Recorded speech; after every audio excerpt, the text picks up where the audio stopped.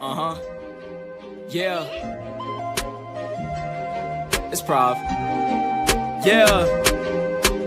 Read my mind, baby, can you see the times? I want you to be my wife, baby, please don't waste my time. I got too much work to do, I just wanna be sure of you. We ain't got no perfect views, but what works for me would work for you. Tell me, would you work for me? Serve God like you serving me. Yes, I'll lead you with certainty, provide for you eternally. To protect you, I'll get out and cock that grip. Bullets take off like a rocket ship, need you passenger side of my cockpit. Rising above this nonsense, we ain't got no sense of time. Lose yourself inside of mine, introspective, well collected. Girl, I could be your prized possession.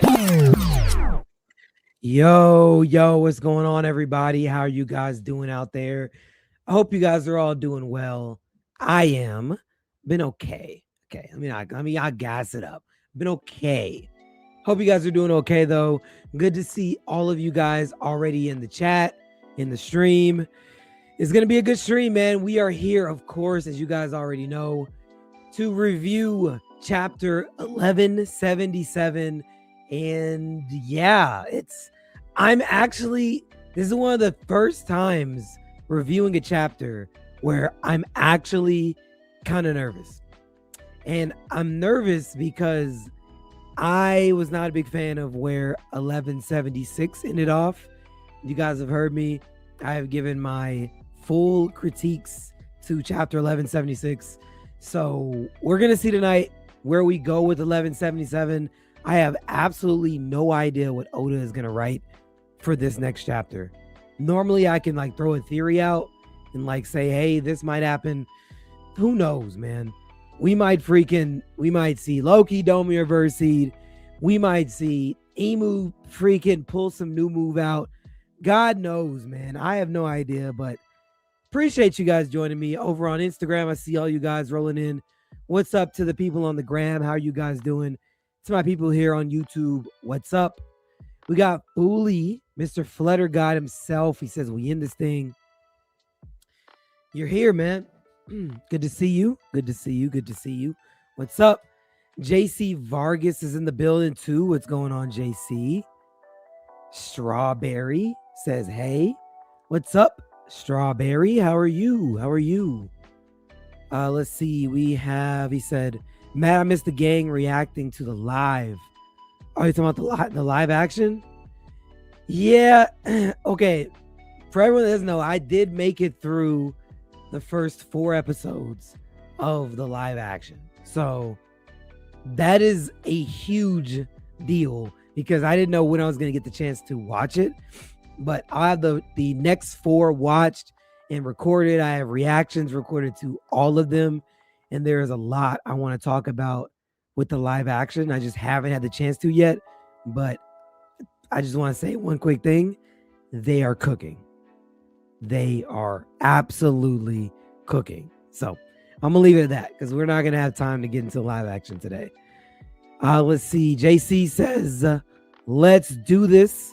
We got the hammer and the squirrel. I know where we're going with that.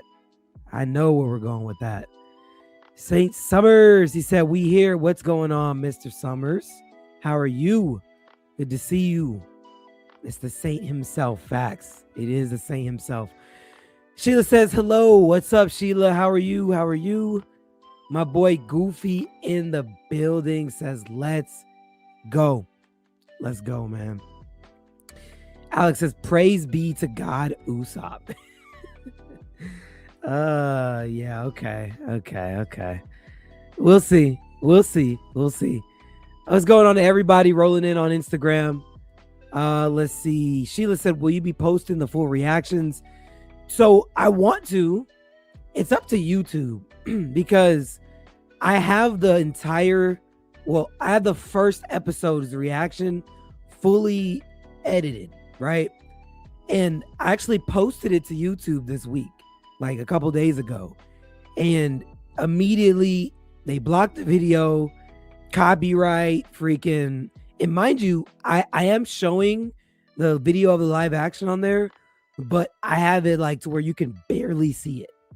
But they said that it was copyright because of the audio of the live action. It's okay, well, do I need to modify the audio too to get it to allow me to upload it? I don't know. But I have it. I guess right now I'm just trying to figure out where to post it because I mean I'd like to upload it, but I'm gonna try again to see if I can like modify the video or if I have to add like different cuts or who knows. Let's see. Sheila said, do a timer reaction, don't show the video itself. That's an option. Yeah, I mean, we'll see. That's an option. I don't know. I didn't try that. Alex says, yeah, play music over the audio. Like this theme music over it. Okay. Well, look, what I'm gonna do is I'm going to go through this week and I'm gonna, because I have the first 4 recorded.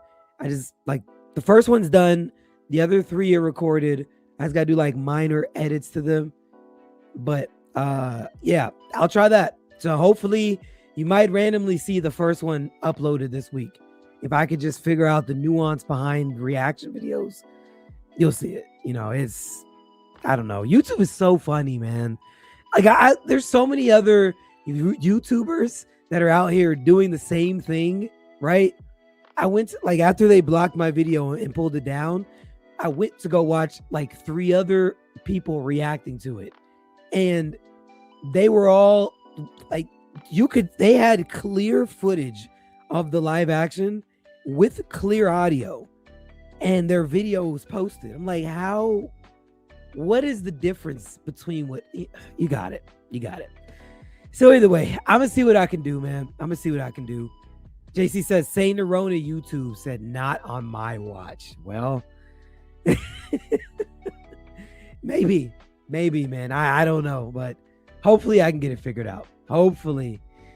Levi's and Crewnecks on Instagram says, Chopper Devil Fruit level up against Knights. Maybe that means that's something in the chapter. I don't know. If that's true, cool. If it's not, I have no idea. I have not read the chapter yet, but we will see here shortly. Yeah, man. I really want to talk about that live action, but I'm gonna hold off because apparently this chapter is flames, and I just want to go ahead and get into it and see what we're talking about. Because again, like I said, it's the first time I've been concerned about freaking I've been concerned about where we're going with One Piece. So I don't know. We'll see. Let's pull it up. Let's check it out together, guys, and let's get into it. She just says Instagram chat tripping. Don't read that. LOL. All right. Bet.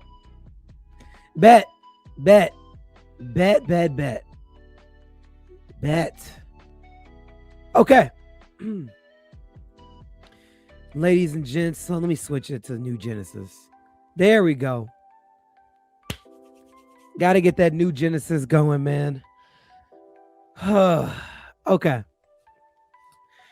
This is chapter 1177, and it's titled Furious. Off rip, I'm going to tell you what I'm going to be furious about, okay? This is something that I'm going to be furious about if it doesn't go the way I want it to go. There's a couple of main people that I think I'm going to be furious about. One, I'm going to be furious if I see Summers or if I see Killingham, because Summers got a combined attack from 2 conquerors. And we were told that conquerors could take out Holy Knight. So I'm going to be pretty furious myself, since we're talking about furious, if I see Saint Summers in this chapter. Killingham, I'm going to be pretty furious if I see him too, because you got a Frankie that had just gotten boosted. Granted, he has no conquerors. Sanji has no conquerors either, and Jinbei has no conquerors as far as we know, right? So I guess I won't be furious if I see Killingham because he didn't get hit by a conqueror. But you still got a combined attack, So I don't want to see him in this chapter either. I'm just going to be honest. Either way, Fooly says the real people come to YouTube. Hey, man. Facts. If you're on Instagram, come over to YouTube, man. Join the community over here on YouTube in the conversation. That's where it goes down. Let's see. Oh, I'm also going to be furious if I see Loki Domi reversing. Be furious. So those are the things I'm going to be furious about. I just figured I'd get those off rip before we get into the chapter. But okay. So we got Robin on the cover story. And I see her with some moles. It says reader request. Robin planting flowers in a bed dug up by moles. Okay. Now, these reader requests, I know now I need to pay significant attention to them because obviously, I think we talked about it. Was it 2 weeks ago? I can't remember if we talked about it in the Discord. I think I was on stream. No, I'm pretty sure I was on stream. They had the revs. Oh, no, that wasn't on stream. That was on the SBS episode that we did. If you haven't seen it, it's recorded. We did it about a week and a half ago. These reader request cover stories really matter because there was a whole freaking cover story that had the revs like watering the transponder snails. Turns around that, okay, that might actually be relevant. And Oda made mention to that in the last SBS too. So, I got to kind of start looking a little deeper in these because no one would have thought anything of that when that cover story had dropped because they were just watering, transponder snails. But apparently that's a big deal. Let's see. Robin was the worst dressed Straw Hat in every cover. She's the worst. I'm not going to lie. I don't know. Okay, I got to go back and look at the other ones before I can co-sign what you're saying. But yeah, this is not a good look. This is not a good look. That's all I can say. Now, luckily for her, she's not wearing it doesn't look like these are leggings that are striped all the way down. These look like they're socks. So socks, like striped socks, I'll let it pass because it's cool to wear funny colored socks. So I'm not gonna give her all the way I'm not gonna slander it, but if they were striped leggings, maybe I go a little harder. But since there's long socks, I'm cool with it. Rhea has too many fears when Killingham has the power to make nightmares a reality. That's true. That's funny. That's actually true. Well, hopefully he doesn't make himself coming back a reality. That's it. Or Summer's coming back. That's all or Loki being Domi Reversey. That's it. Goofy said if everyone's turns on Luffy by Domi Reversey and he still beats them, not only is that an upscale, that's a downscale for the rest of One Piece. If Loki gets Domi Reversey'd and we beat him, who should we fear at that point moving forward? I'm gonna leave that alone. I'm gonna let y'all got it. Y'all got it.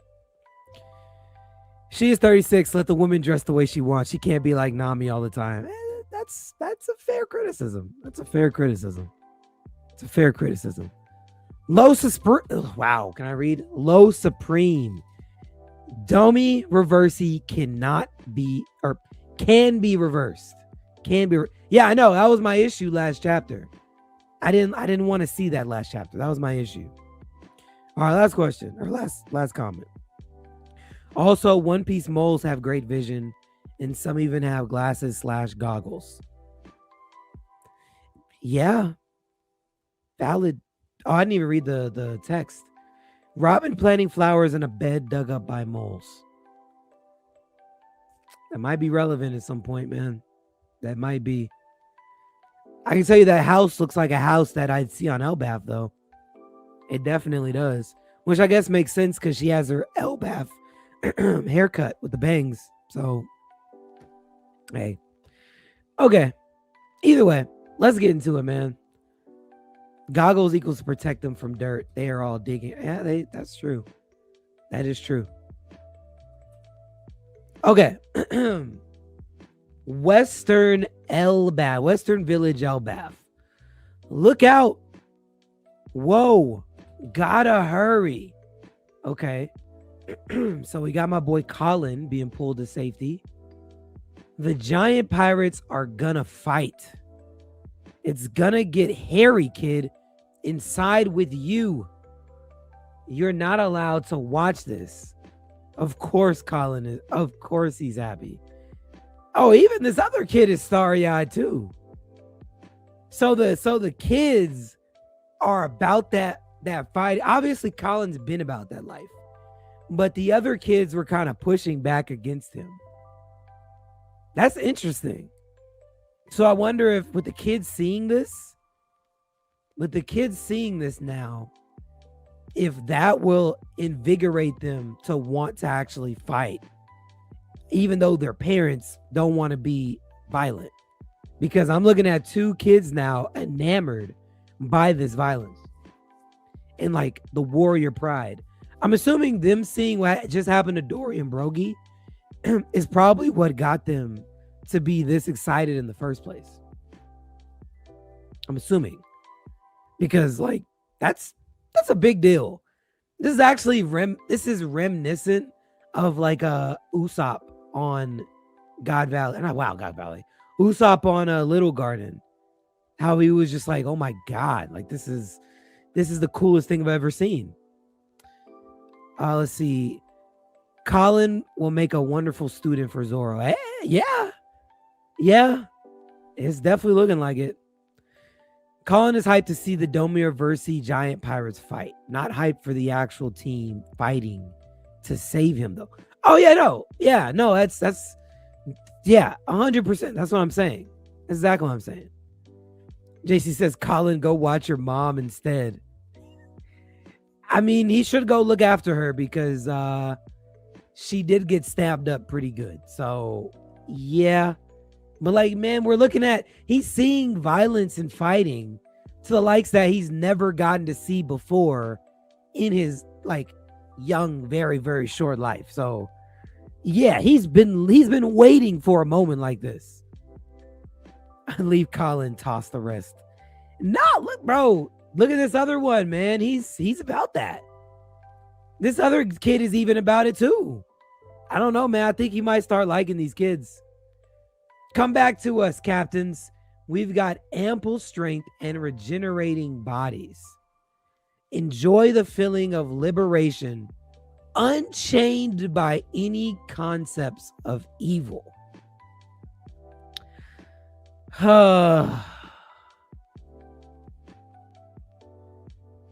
Wait. Hold on. Enjoy the feeling of liberation. Okay, so they're still Domir Versied. They're asking the captains to come back to them. They got strength. Okay. Enjoy the feeling of liberation. Okay, they're trying to talk him in. Yeah, thank you, Sheila. I'm like, wait. Okay. See, that's why I was confused. See, Sheila gets it. I'm like, wait. You're literally... Okay, you got it. Okay. I'm so... Okay, got it. Just feel this power. Oh, man, they crushed his freaking shield. Okay, yeah. That's some power. Which, by the way, has anyone checked on Brook? Since we're talking about shields getting crushed. Has anyone like heard from the Soul King? Like, is he all right? Is Soul King okay? Because like I see a shield that just got crushed by a Domir Versi giant, but I saw our guy Soul King make contact with Gunmu with a shield that was significantly smaller, probably significantly weaker, and now I'm actually concerned for him. So like, have y'all talked to Soul King? Anyone hit him up? Anyone just nothing? No? Okay. All right. He said Brook and Laughtail, don't worry. They are chained by concepts of evil and lost their moral compass. Now they just do what they want, which just so happens to be evil. Okay. Let's see. Sheila said this is equivalent to Luffy and Chopper seeing Frankie's lasers. Right.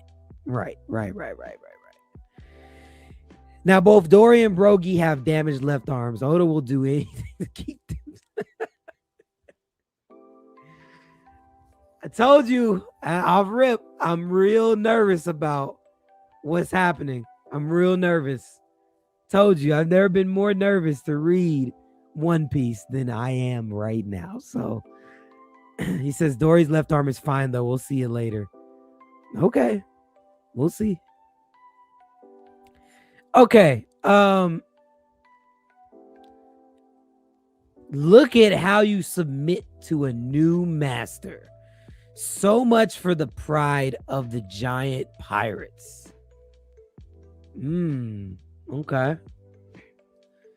Even though you just did it, though. That's crazy. You empty-headed fools should be ashamed of yourselves. Okay. Okay, new giant warrior pirates. What we talking about? What we doing?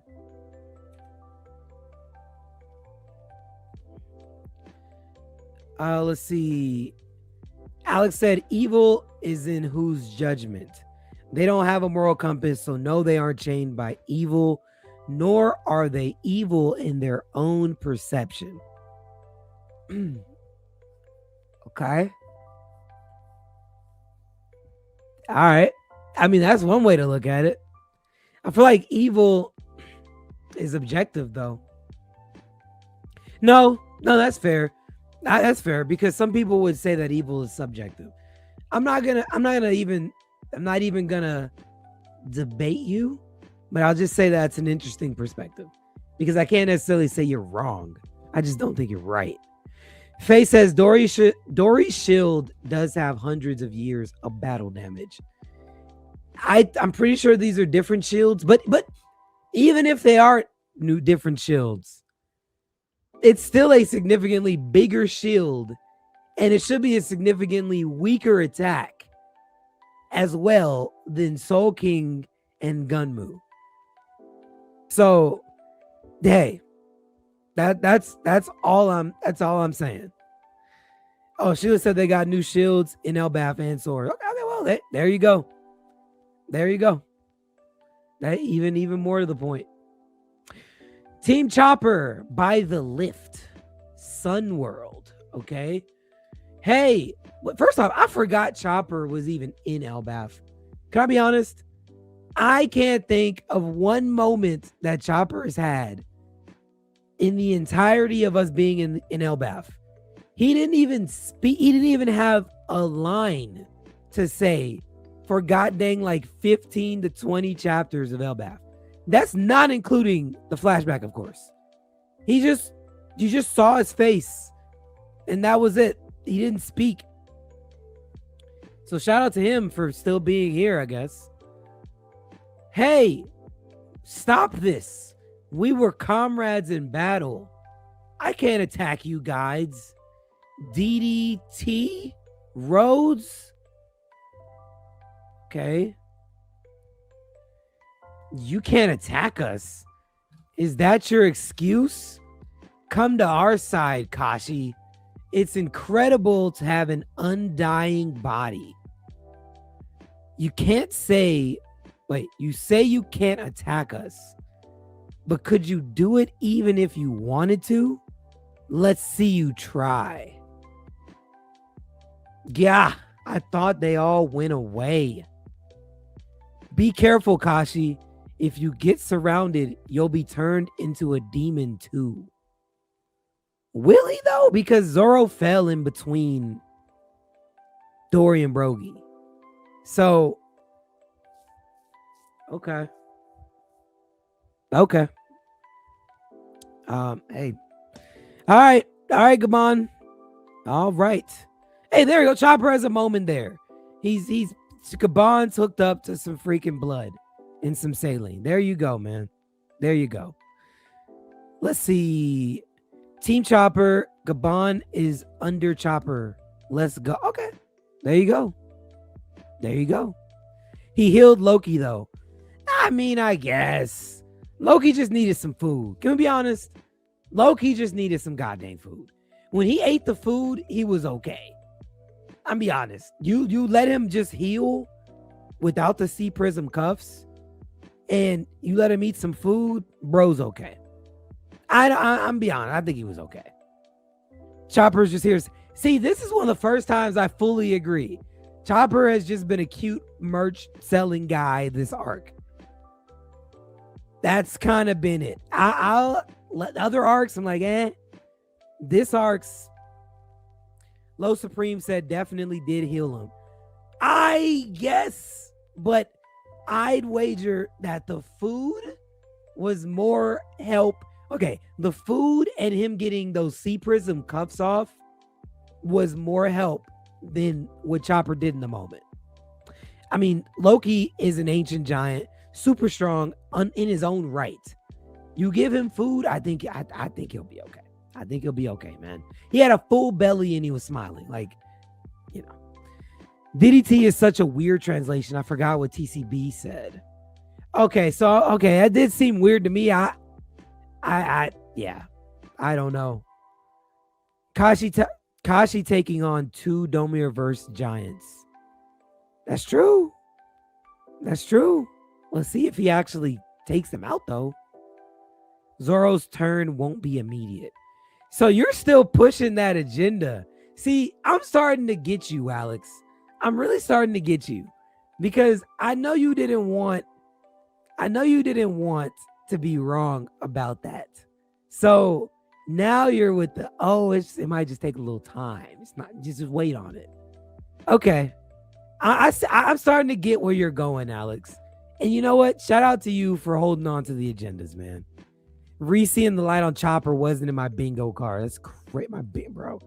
Look, I'm just talking. Just talking, bro. I'm just talking. Gerd said Loki will fully heal in 3 months. I guess he did eat 3 months. What? Thank you. That's all I'm saying. That's it. That's all I'm saying. That's all I'm saying. The Chopper stocks will rise. Okay.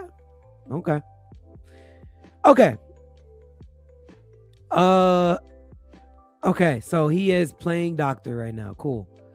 Please, Kashi, you gotta fight. I can't. We've been friends for decades.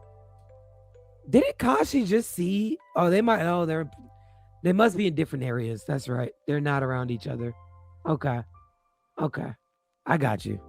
Because I was about to get real mad confused. He didn't just see Dorry and Brogy. Okay. I can't hurt them. Kashi. Hey, Gantonio. We've known each other for ages, but I got to get something off my chest. Whenever you asked for a bite, you took half. Whoa, okay. So you're going to cut him down because... Oh, no, maybe... Wait. Maybe this is like not the same. Does this giant not know? Like, is he a part of the group that doesn't know? Or is he with Dorry and Brogy's camp? Because if he's just saying this to hype himself up to be able to like take out the giants that he know he's not killing, okay. But if you're saying this with the true intention to kill him because he took half of your freaking sandwich. Oh, that's freaking Brogy. Duh. Okay. Never mind. Disregard. Sorry. There's a lot going on. It's freaking Brogy. Ignore that question. I got it. He has to fight. Yeah. Okay. Got it. We're good. I got it. That's freaking Brogy. I saw the helmet and the beard. We're good. Okay. Dorry. Gungnir. Oh. Is this a named attack? Ikaku Sovereignty. Ooh. Giant Trauma. Oh. So everyone's just busting out named attacks. 3 sword style. Red. ogre mega rage.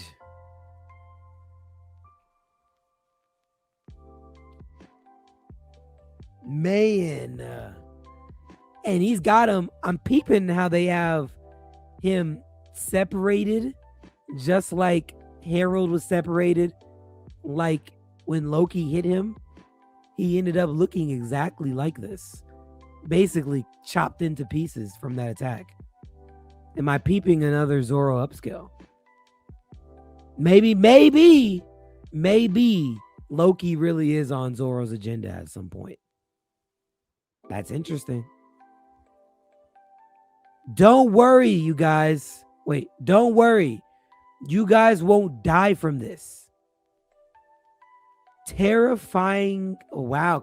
I can't read. I'm sorry, guys. I literally just cannot read today. Terrifically fatal stuff. Let's see.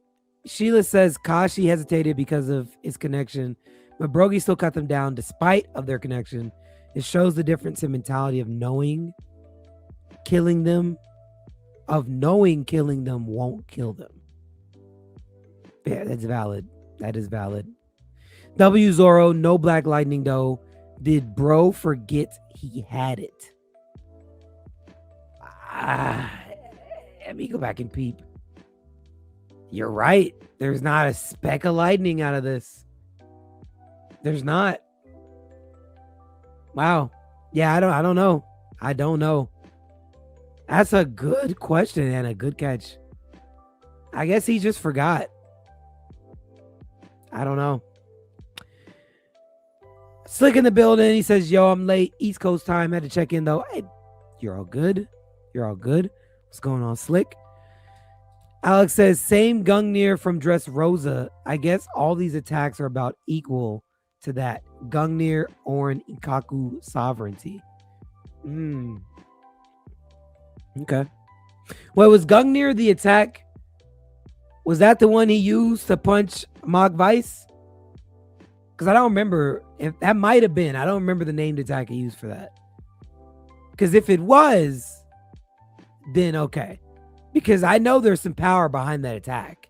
Clearly. I know obviously you would know. Yes? Oh, okay. All right. Yeah. Okay, well there you go. Okay, yeah, so then it should be comparable to Ikoku. It should be. Seeing like literally the power. I don't even remember how many tons it was that he pushed and threw back into the air. Yeah. No, okay. I like that. I didn't even peep that. I like that. JC says Emma has been real quiet since Wano. He ain't had a chance to use it, really, I guess. I don't know. 300 years ago, the strongest warrior of rule called Zoro's attack. Terrific, fatal attack. Got it. Okay. I'm tracking. Terrifically. Yeah, okay. I'm tracking now. 10,000 tons. Okay. Got it. Thank you. Sorry, man. These little nuances I be forgetting. I know I'm a casual. I'm sorry. But yeah. Got you. 10,000 tons. Gungnir. That's a heck of an attack. Okay. Team Chopper. Run away, Kashi. I'm sorry. I can't do it. Okay, so Gaban. Okay, so he's still. That's crazy. He's still hooked up to the IV, but he's like, I'm about to get into it. Oh wait, I didn't even read this. My bad. But do they seem a little too eager? Okay. All right, got it. All right, let's keep pushing. Knock it off, you jerk. Okay, so he went monster point. Wow. All right. Hey. Yo, our freaking reindeer is in Elbaf now. Welcome to Elbaf, Chopper. I mean, it's only been, man, let's see. We got into Elbaf in the summer of 2024. And it is almost 2 years later. So in almost 2 years of us being in Elbaf, we haven't gotten a single droplet of anything from Chopper, basically. 2 years into an arc, we are now finally getting something. Wow. Thank you. Thank you. I mean, wow. Knock it off, you jerk.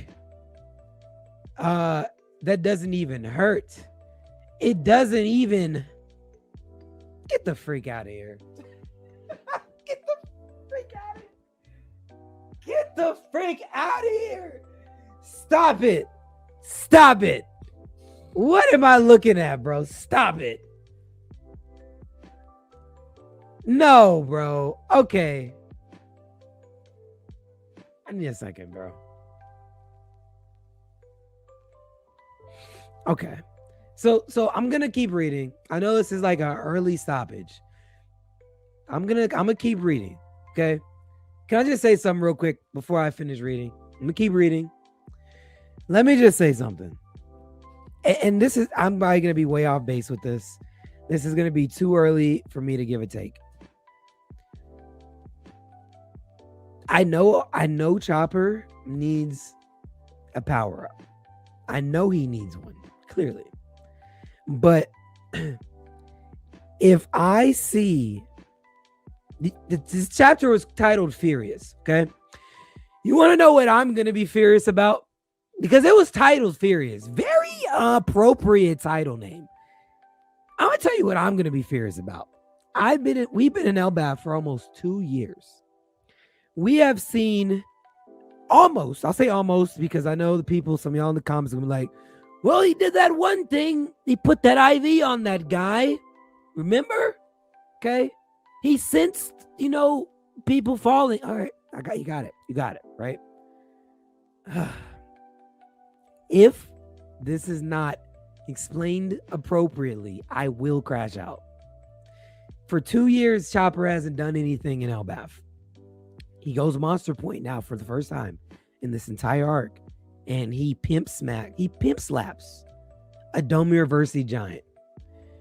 If you give this man the ability to do something, and I didn't get to see Soul King do something with his devil fruit, his soul powers, I'm going to crash out. I'm going to crash out. This will be my first crash out chapter review. I promise you, this will be my first crash out. Okay. I just wanted to get that out. So that we can get back into it. That's it. That is it. Okay. So this giant falls down. And is he getting undomi reversied? Get the freak out of here, bro. I'm not doing this right now, Oda, bro. No, bro. Hold on. What he said? Sheila says, look at the giant carefully before he fell over. Okay. Let me slow down. Is this what is that? Hold on. Peel? So, what? See the devil? Okay, I do. Okay, maybe I just need to keep reading. I need to keep reading. I just need to keep reading. So he can smack devils out of people? Bro, what is going on, man? Holy crap. Okay. Double read it. I'm a triple read it, bro. Okay, guys. Let's actually spend some time on this panel. Okay, so no, hold on. So I can make sure I don't miss anything. Let me go back to just the end of this panel. My bro says double read it. I'm going to triple read it, okay? He said, we got time. Bet. I'm going to make sure I read this. All right, so he cuts him up. Cool. Terrifically fatal stuff. Okay, got it. Team Chopper. Run away, Kashi. Okay, I'm sorry, but I can't do it. Crack. This is him eating a rumble ball. You said you overlooking the panel. I overlooked it again. I went back. Make it quadruple. Okay, so I'm really just bugging. Okay. I'm like, what am I missing here? Thank you, Alex. I'm like, yo, I must be blind. Okay, so he eats a rumble ball. Okay? He eats the rumble ball. He goes monster point. Knock it off, you jerk. That doesn't hurt. It doesn't even. Demon here. Peeling away. He falls, flips, Domi, reversey over. Forest God Chopper. The forest god tamed demons. Remember that.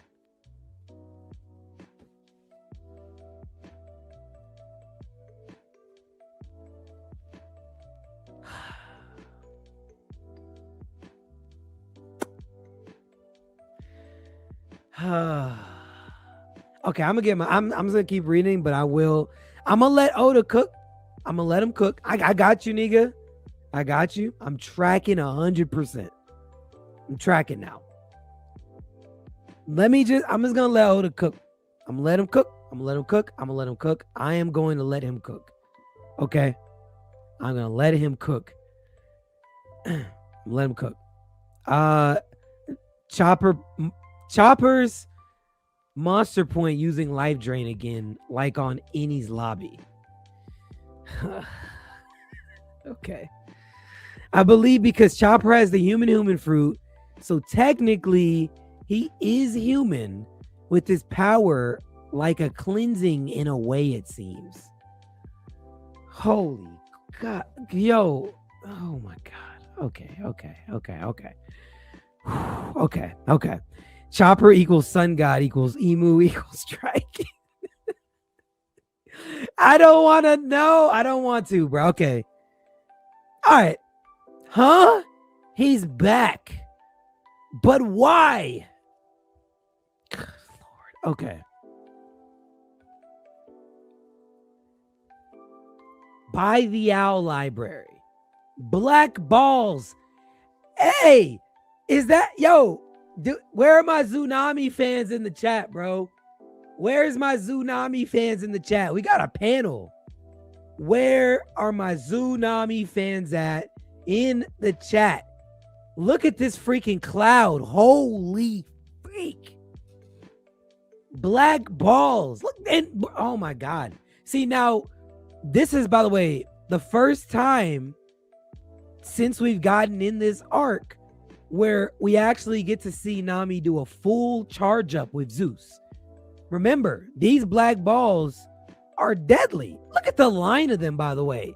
Bro is just eating them like it's freaking cotton candy.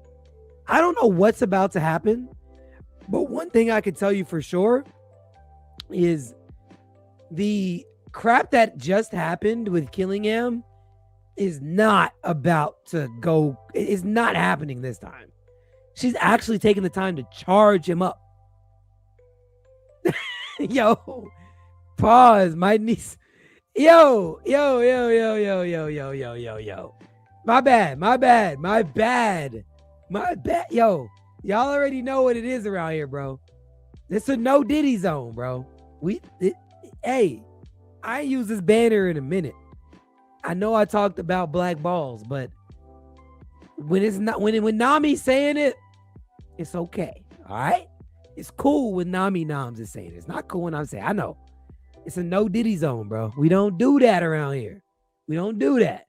Neon Roger. He says out of context, the panel is dirty. That's facts. That's facts. But then again, it's Nami. It's Nami. That's all I'm saying. Yo, y'all are funny. Y'all are funny.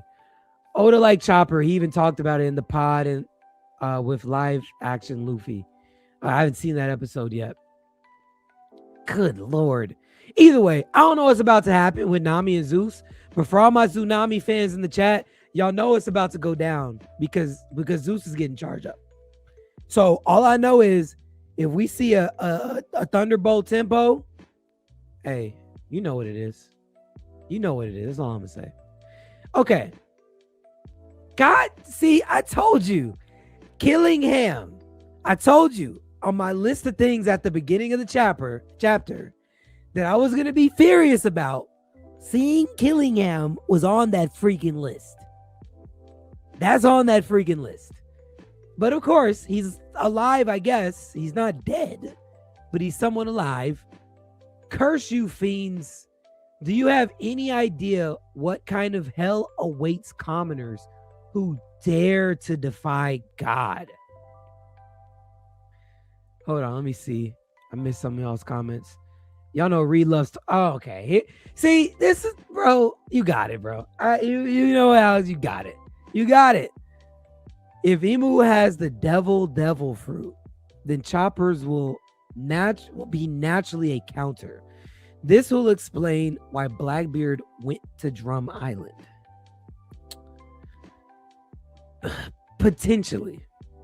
It could potentially. I see where you're going with that. That's not a bad theory. That's not a bad theory at all. See, we got Tsunami. Thank you. My Tsunami fans, man. Maybe an awakening form for Chopper, specifically with him being a down type, as well as Faye Wilson. Yeah, I mean, she might. Yeah, Faye might be on something. Zoan type. Got you. I'm gonna leave my comments until we're done. Get your hands off me, you filthy fish. When you're just ahead, all you can do is bark. If we put him in boxes or something, that should keep his parts separate. Okay. Shout out to Orangetown. By the way, we've done this before with freaking Buggy. Shout out to Orangetown. If we put him in, okay, I already read that. Look at these freaking weather eggs. Holy crap. This is actually terrifying. This is actually terrifying. Thank you, guys. Supposedly, there's a way to finish him off. So these are the knights who protect the Holy Land. Why are we not more concerned about this freaking massive thundercloud? This is, by the way, peep this. Sorry, I'm a Nami fan. This is about to be the most charged up we've ever seen Zeus. Even when he ate the weather eggs last in Whole Cake, basically, he didn't even eat this many. So I'm terrified. I'm legitimately terrified. Oh, Sanji. Okay, I didn't peep that. Sanji is actually sitting on his body, part of it. And then you got Frankie tying up his body as well. And then we got the head. That's crazy. So these are the knights who protect the Holy Land. It appears so. Making Jinbei hold him is hilarious. Facts. They decapitated, bro. You will like seeing this Killingham. I guess, man. I mean, again, I understand why he's alive. None of these people have conquerors, but like still. They might have torn up Killingham, but they can't destroy his drip. How did they cut him with no sharp weapons in that group of Sanji, Jinbei, and Frankie? I mean, they could have just blasted him apart, I guess, and like grabbed his other parts. I don't know. I mean, doesn't Sanji have a sword though? I could have swore he had a sword on his back. He was like going for the Prince Charming vibes. I can't remember. But hey. Let's see. Killingham is way stronger than we think. Just wait. He probably is. But again, I want to see him get attacked by someone with conquerors. Then that'll tell me the truth. Penetration can cut / pierce. No Diddy, but yes, that is facts. That is facts. Okay. Again, I'm terrified for this freaking Zeus cloud in the back, bro. Nobody's peeping it, but something's happening with that. I think we got too strong, Sanji. Luffy's an emperor now. Yeah, I'd like to believe that, but it's sickening to think that Elbaf was brought to its knees by this scum. That's right, maggots. Keep overlooking us. Be careful. One of them is still unharmed. Zeus. She's still charging this man. Good God. There's fire burning all over Elbaf. Sure is. So I want you to keep dropping rain on it. Okay, will do. Oh, Loki. Okay, so we finally get our guy back, Mr. Loki. Oh, hey, Nami, Sanji, Frankie, Jinbei. It's enormous like a Neptunian. If it's with you, then is that Loki? What are you guys? What? You guys are buds. That's cool. Right. He's so huge, it's ridiculous. Are you all idiots? Okay, what are you mad about, Nami? What are you mad about? There you go, making friends with weirdos again. Yes, it's nice that he's taking out the monsters, but the flames he's spitting are just making the problem worse. Don't you get it? If you help the enemy burn down Elbaf, then what was the point? Get a clue. Yo.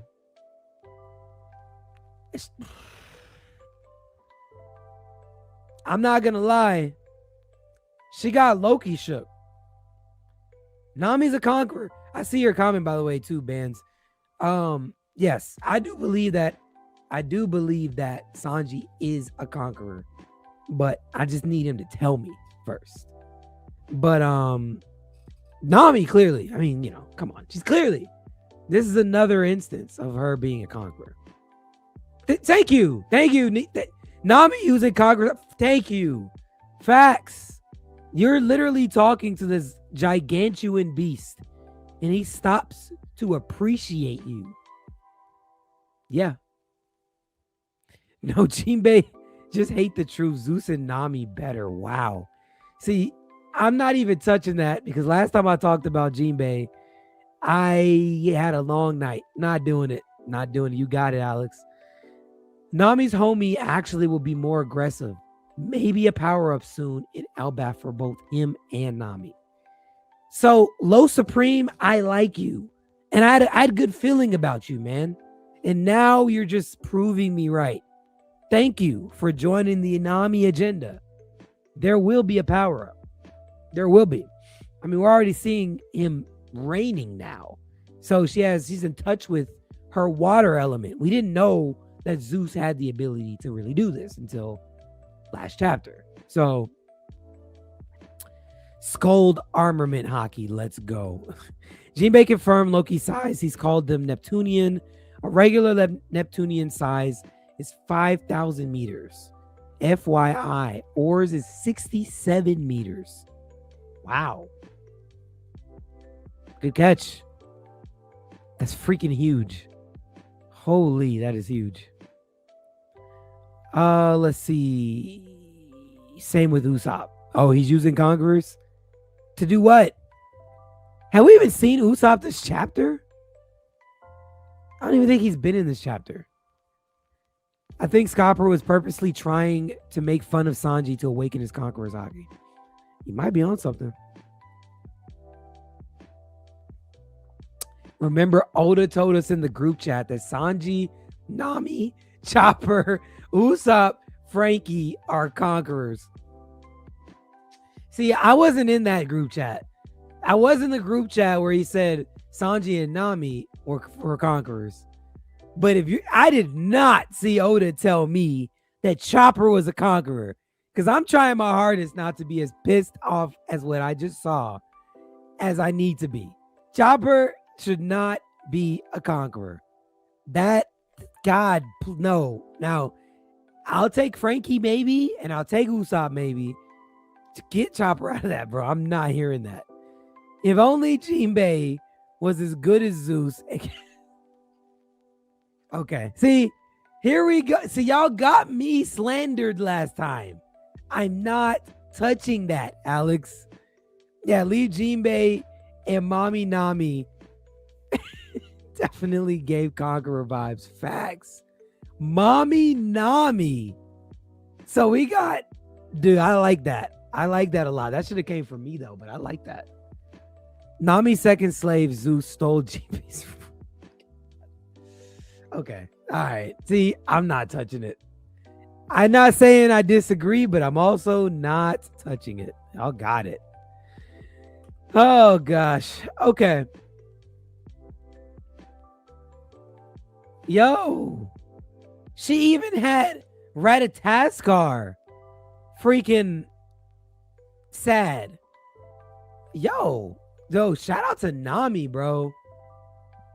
I got yelled at because of you, Loki. I'm destroying the people who are harming Elbaf. Why should I be scolded by your crewmates? Because she's a conqueror, bruh. Yeah, some black lightning coming off that yelling too. Wow. Okay. Ragnar just wanted to cheer Luffy up. Facts. Ah, man. Oh, it's just lightning. Why doesn't it work on you? If it did, I'd whoop your butt right now. Boom. Okay. What was the boom? Team B. Hey, there's the Soul King. Let's clap it up, guys. Clap it up. Soul King. We actually get a Soul King. Wow, man. There's a lot to talk about in this chapter. Holy. Okay, so please, Usopp. So, first off, he didn't even get knocked back that far. Wow, what the freak? I'm not gonna lie. Okay, all right. So Soul King is alive, not one broken bone in his body. You have to run away. I only did this on my own for personal reasons. She's too dangerous. Okay. You expect me to run and leave a friend behind, Brook? A real warrior doesn't run away. Well, I mean, you have ran away from your friend. You know what? You got it. You freaking got it. You got it. Usopp.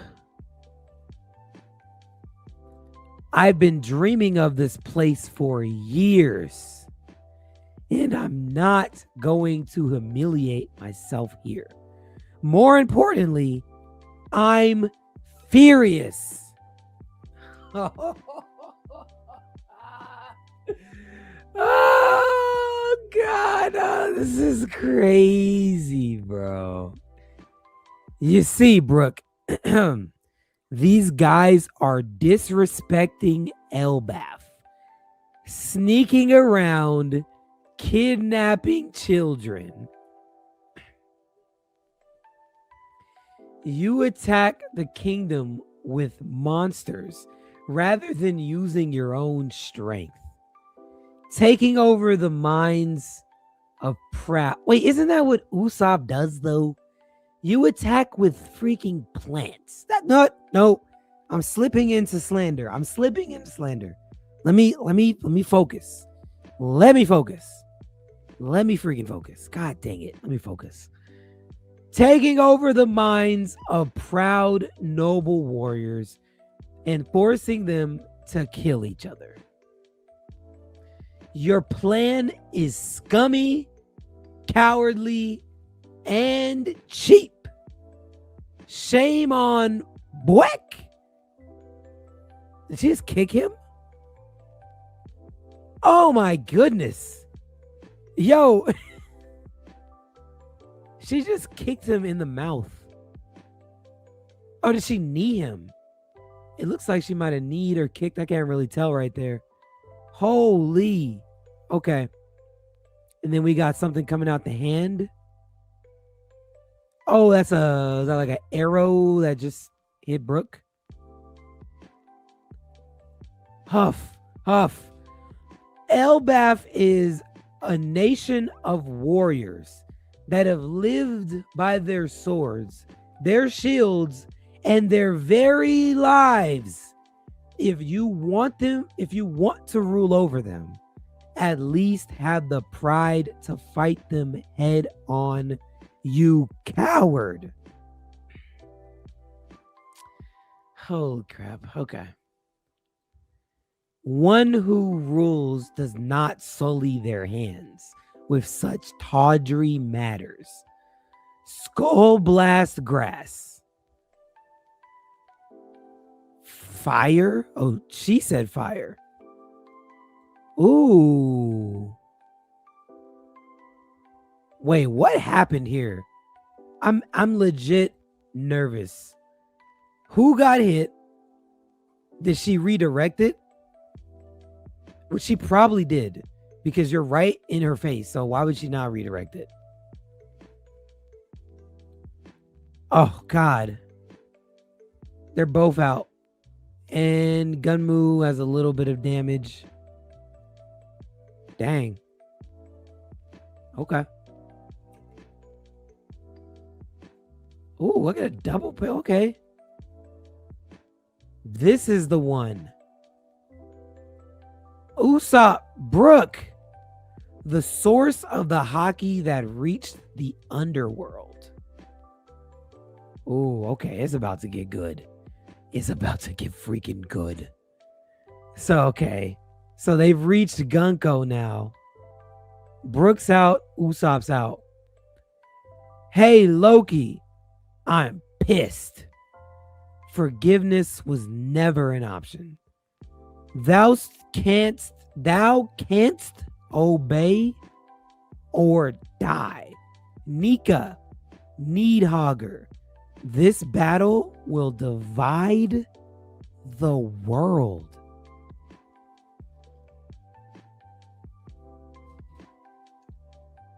Oh, shoot. Oh, shoot. Oh, shoot. Oh, shoot. Neon says no break. Yes, no break. No break next week. Yes. Oh, shoot. Oh, my goodness gracious. Luffy's pissed. Freaking Loki's pissed. And you know who else is pissed? I'm pissed. I'm pissed, okay? I'm freaking pissed. So we're all pissed today. I got a lot to say about that freaking chopper crap. I'm pissed too. We can all be pissed because you know what? Wow. But man, a great chapter nonetheless. But I'm pretty furious, and I knew I was going to be furious. I got a lot of stuff I need to say about this freaking chapter. Let me scroll up and see some of these comments while everyone gets up here. Oh, gosh. Gunko somehow beat Brook and Usopp. Unrealistic, really. Holy freaking A, man. I swear, Alex. You be sending me, man. Even if he has a broken bone, he just needs milk. He has a sword. You know what? That's fine. That's fine. I'll take that. Okay. Where is I at? Off-screen shenanigans. What's going on? Say Summers. Yeah.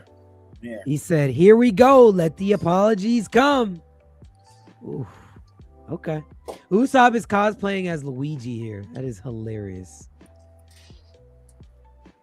Usopp never runs from a fight. He told Chopper to leave against Mr. Four and Nami to run from Alti, but Usopp.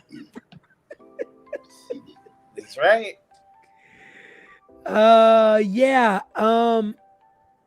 Okay. I mean, I could actually, you know what? We're good.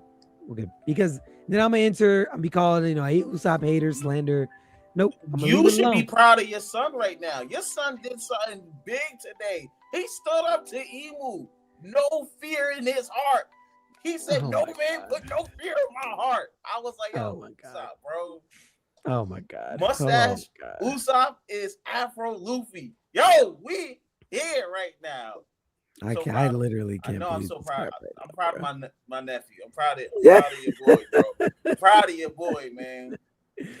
I can't. Usopp talking to the strongest being in the verse. He said, "No man put no fear in my heart." Respect it. You gotta respect it. This is actually comedy at this point. I'm not gonna lie to you. Gunko's knee isn't as powerful as multiple ulti headbutts. Holy crap, Alex. You got it, man. You know what? Maybe you're right. Because apparently he just got right back up. So you know what? Alex, that's uncanny, but maybe you're just right. Maybe, man. Gunko and Imu Gunko both need Usopp at different points. Valid. We missed something with Brook, not the current read. Oda hit something because Brook wasn't that beat up and didn't have a sword in him before. Yeah, I mean, he's got a lot of explaining to do. Because right now, you got it. Oh my God, there's a lot to talk about. I'm just gonna wait. I am gonna wait. Nah, get it out. You already started. Go off. Okay, I'm just gonna say this little nugget, just a tiny nugget to save it for the full discussion we're gonna have. Oda has to explain certain things to me. That's it. And you know what? He might. And the problem is, I'm in a weird space right now where I might get the explanation of some things, but I won't like it.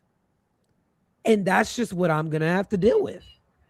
And I'm going to leave it there. Man. I will explain later. I'm going to leave it there. Okay. It's crazy if all of the OG Straw Hats end up having conquerors. No. This would make Luffy a sort of king of kings, no, ruler of rulers type action. Let's not do that. We don't need to give everyone conqueror's hockey. It defeats the point of conqueror's hockey. This cannot be this special thing to now we giving it a free giveaway. We're not doing that. We're not doing that. Well, I'll say this, right? Apparently, we all on the crew have a way to just touch Imu. You know, I'm okay with that because, like, to your point, and I love the fact that you are coming to my agreements with the Chopper thing, because I've been saying this for 2 years, and this man has finally seen the light of the Chopper slander. First of all, did his thing, but this is really because of live action success with Chopper. This is what this is. He had to get that boy a moment. Yeah. Fooly, am I wrong? No, you're not lying. You're not lying. You're not this lying. Is all you're because of season 2 live action. It really is. Like, oh, Chopper. So you know what he did? He's like, you know what? Let me give him a moment. First of all, it doesn't even make it makes sense, but it's like Chopper just to attack. And come on, bro. Come on. It's okay. I get it, Force God and all that other stuff. But dog, this is clearly because they just want to sell merch. This is a merch sale. This is an older merch sale, man. This is an older merch sale. I would like to disagree, but I can't, man. That's the Thank problem. you. Thank you. Yeah. I hate to say it does give people who are like, I've always been a Chopper fan, more like credence of like, if the whole theory like he is the Earth God and whatnot, it's like, oh well, I've been Chopper fan from the get-go, and he's the Earth God. See? And it's just like, all right. Hey man, we'll talk about all that. Let me see what else we got. Usopp fired and Gunmu reversed it at Usopp, but everyone got hurt by the blast. Usopp took out Brook and Usopp. Almost took out Gun. You know, once again, he didn't redirect the attack. Imu took the attack. It was like, oh my goodness, yo. Usopp looked the devil in his face while having the devil on his crew. Come on, bro. That's poetic, right? That's a poetic justice. He saved the devil and he fought the devil. He saved Robin and he's fighting Imu right here, bro. Yo, Usopp, yo, he's got Usopp for a fucking reason. He's got Usopp for a fucking reason. Bro. Right, you're gonna make poetry out of this some way somehow. I'm seeing that. Okay, let's see. Rocks called Imu the king of rats, while Usopp called Imu a coward, scummy, and cheap. Yeah, it's true. Who wanted Angry Gear 5? Well, now you got it. Yeah, that was a big overdrive theory Nika was pushing. Which, yeah, I guess I can see that now. He's not smiling anymore. So, yeah, this is about to be the first pissed off Gear 5 we're going to see. That's interesting. Let's see. This foreshadows Usopp will get his revenge later. Oh, good lord. You know what? No, I gotta keep stopping. I don't want to do it. I want to do it. I want to do it. Nope, I got you. No, because it's like, yo, you know how you feel with like the Shanks glaze, right? It's just too much at a certain point. Yes. Like I've heard enough. Now I'm starting to hear too much Usopp glaze. I'm good on it. I'm good on it. Okay, I'm good on it. I'm good on it. I'm good on it. I'm good on it. Like, okay, he did it. Cool, but he's still laid out right now. Like, let's just he had a moment. Let's just let it go. No, I'm not giving you this. Cause like I get it, cause Shanks could do something crazy, and it's like actually legit. He could take someone out, and you're like, all right, enough. But now Usopp, that's it's all right. It's cool. He does talk to Imu. That was a cool moment. But he's still laid out now, right? Like, that was cool, but let's not go too far with this. Like, he ain't going to be like Rocks in the flower room with a freaking gun, right? Let's not go too far with this, guys. I mean, how many people to touch, to like, do that? I mean, like, my brother from another mother. Nah, Rhea, I ain't going to let you do this. Because if this was Nami and she got an attack off, you would never hear the end of this for a day. You would never hear it. You would clip that. You're right. But here's the thing, though. I'm gonna tell you why. Right, the difference why I would glaze Nami doing this over Usopp is because this whole arc, Nami's been about that.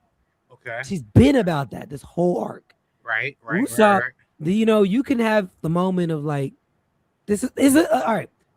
The moment was cool. Was I under hyping the moment when I was reading it? Yeah. I'll take it back. Okay. I was under hyping it. It's a big deal for Usopp to be able to realize that this is big for Usopp in general, because he's talking to someone significantly stronger than him, and he's not fearful. He's talking about fighting against being a coward. He's calling them a coward when he's supposed to be the coward. I get it. Okay. I'm okay with us talking about that. But when we start talking about the power scaling of him against Imu, like, guys, we got to stop. We just got to stop. We can't do that. Because I know someone out there, is going to be like, well, this is the second time he done hit Imu with an attack. Gunko with attack. No fear in his heart. No fear. All I'm saying, I don't know the upscale for Usopp personally. I just feel like we're just getting more and more Imu weaknesses. I'm just getting downscales. I'm not gonna lie. Imu, and then I'm like, yeah. Thank you. That's how I'm feeling, and I'm like, that's my whole point. Like, okay, no. Let me read these comments, and then we'll get back to it, because that's one of my big. I got a lot to talk about, bro. Woo! I should have took notes. No, this is a chapter I need to read. This is a good one. But the only reason why I say the Usopp Blaze has to be his hype is because remember. We was talking about 3 weeks ago. People want Usopp to die. Like we forgetting. Like, yo, you can't say that And then when he has his moment, it's like, it was cool, but it's like, nah. We just said this motherfucker had to be on the Straw Hats that had to die. That's fair. Like, you know what I'm trying to say? Like, that's why I said, let the apologies be as loud as the complaints was. And that's all I'm trying to say. Talk to your boy God Usopp. I'll say this. I will accept that I was being a little bit disingenuous with it. That's fine. I'll accept it. You're still being disingenuous. I'm literally admitting that I was being disingenuous. That doesn't mean that you're not, but that doesn't mean that you're not currently doing the same thing in action. You are. What? I just admitted said too much. You literally said you're hearing too much Usopp glaze, and you just read the chapter. That's crazy work. That's crazy work. And remember, you're over here like, oh, he had a moment, let it go. The moment was never supposed to be a power scaling moment for Usopp. It was supposed to be a moment of bravado when he could stand his ground and talk his shit. You are being disingenuous. I'm here to stop you right now. No, hold on. That's my entire point. That's my entire point. This is not a power scaling situation for him. But I'm seeing comments talking about, this dude really out here messing up Imu. We gotta stop that. Now, if we're just talking about on the gusto and the bravado of the moment, I'm cool with that. I was being disingenuous, but I'll scale it back because that was just my bias shining through. But in all actuality, this was a good moment for Usopp. Well, he didn't mess up Imu. Oh, God. He did. He made. First of all, a whole chunk of her head gone. And second of all, remember, his body's fine. Yes, body's fine, but she's missing pieces and healing and regen and all that. And then she had to dodge. It's a low key upscale on some. She had to dodge too. She had to dodge the green star. Look, see. Remember, because you said this before, Reed. You said this before. You said when Gunko attacked him on the ship, she purposely didn't dodge to prove a point. Why is she dodging now, though, gang? It's looking real skeptical over there. If I answered that, you would call the answer disingenuous. So I probably would. That's what I'm saying. That's what I'm saying. Probably would. I'm gonna let you have it. You started off inconsistent. I gotta. Oh goodness. When I'm not here, y'all just be saying things sometimes. I heard though, is Zaza letting him get away with saying all this? Let me ask you a question though, Reed. So let's say we flip the situation around, right? Let's say we saw no regen, no nothing. Get Nami this. Was talking this No. Like, not even just that. Not even just that, right? Let's take this whole regen stuff out the window.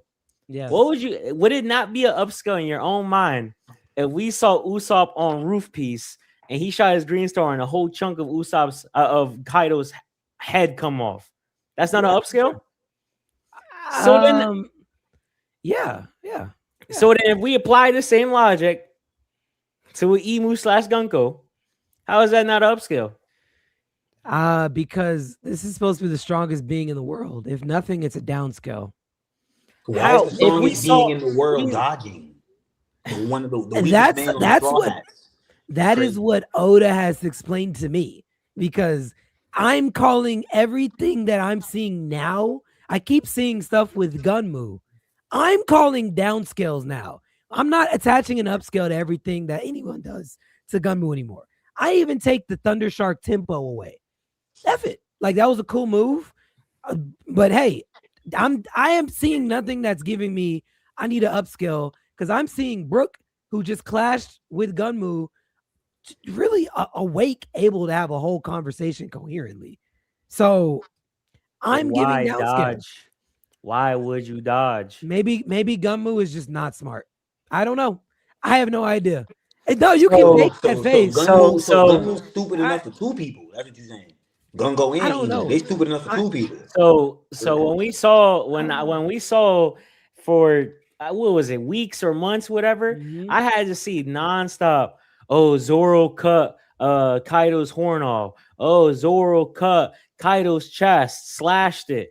And we gave him the biggest upscales. But when Usopp blows a chunk off of Imu Gunko's head off, it's just some casual stuff.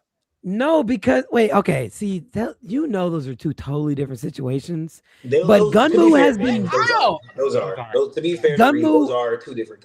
Thank you. That's all I'm saying. Yeah. But what I'm trying to say is, Gunmu has been moving weird this whole arc. It's not the things that are happening aren't like consistently making sense to me. Like I'm not understanding. Hold on, let me read the super chat before I continue. She listened to super chat.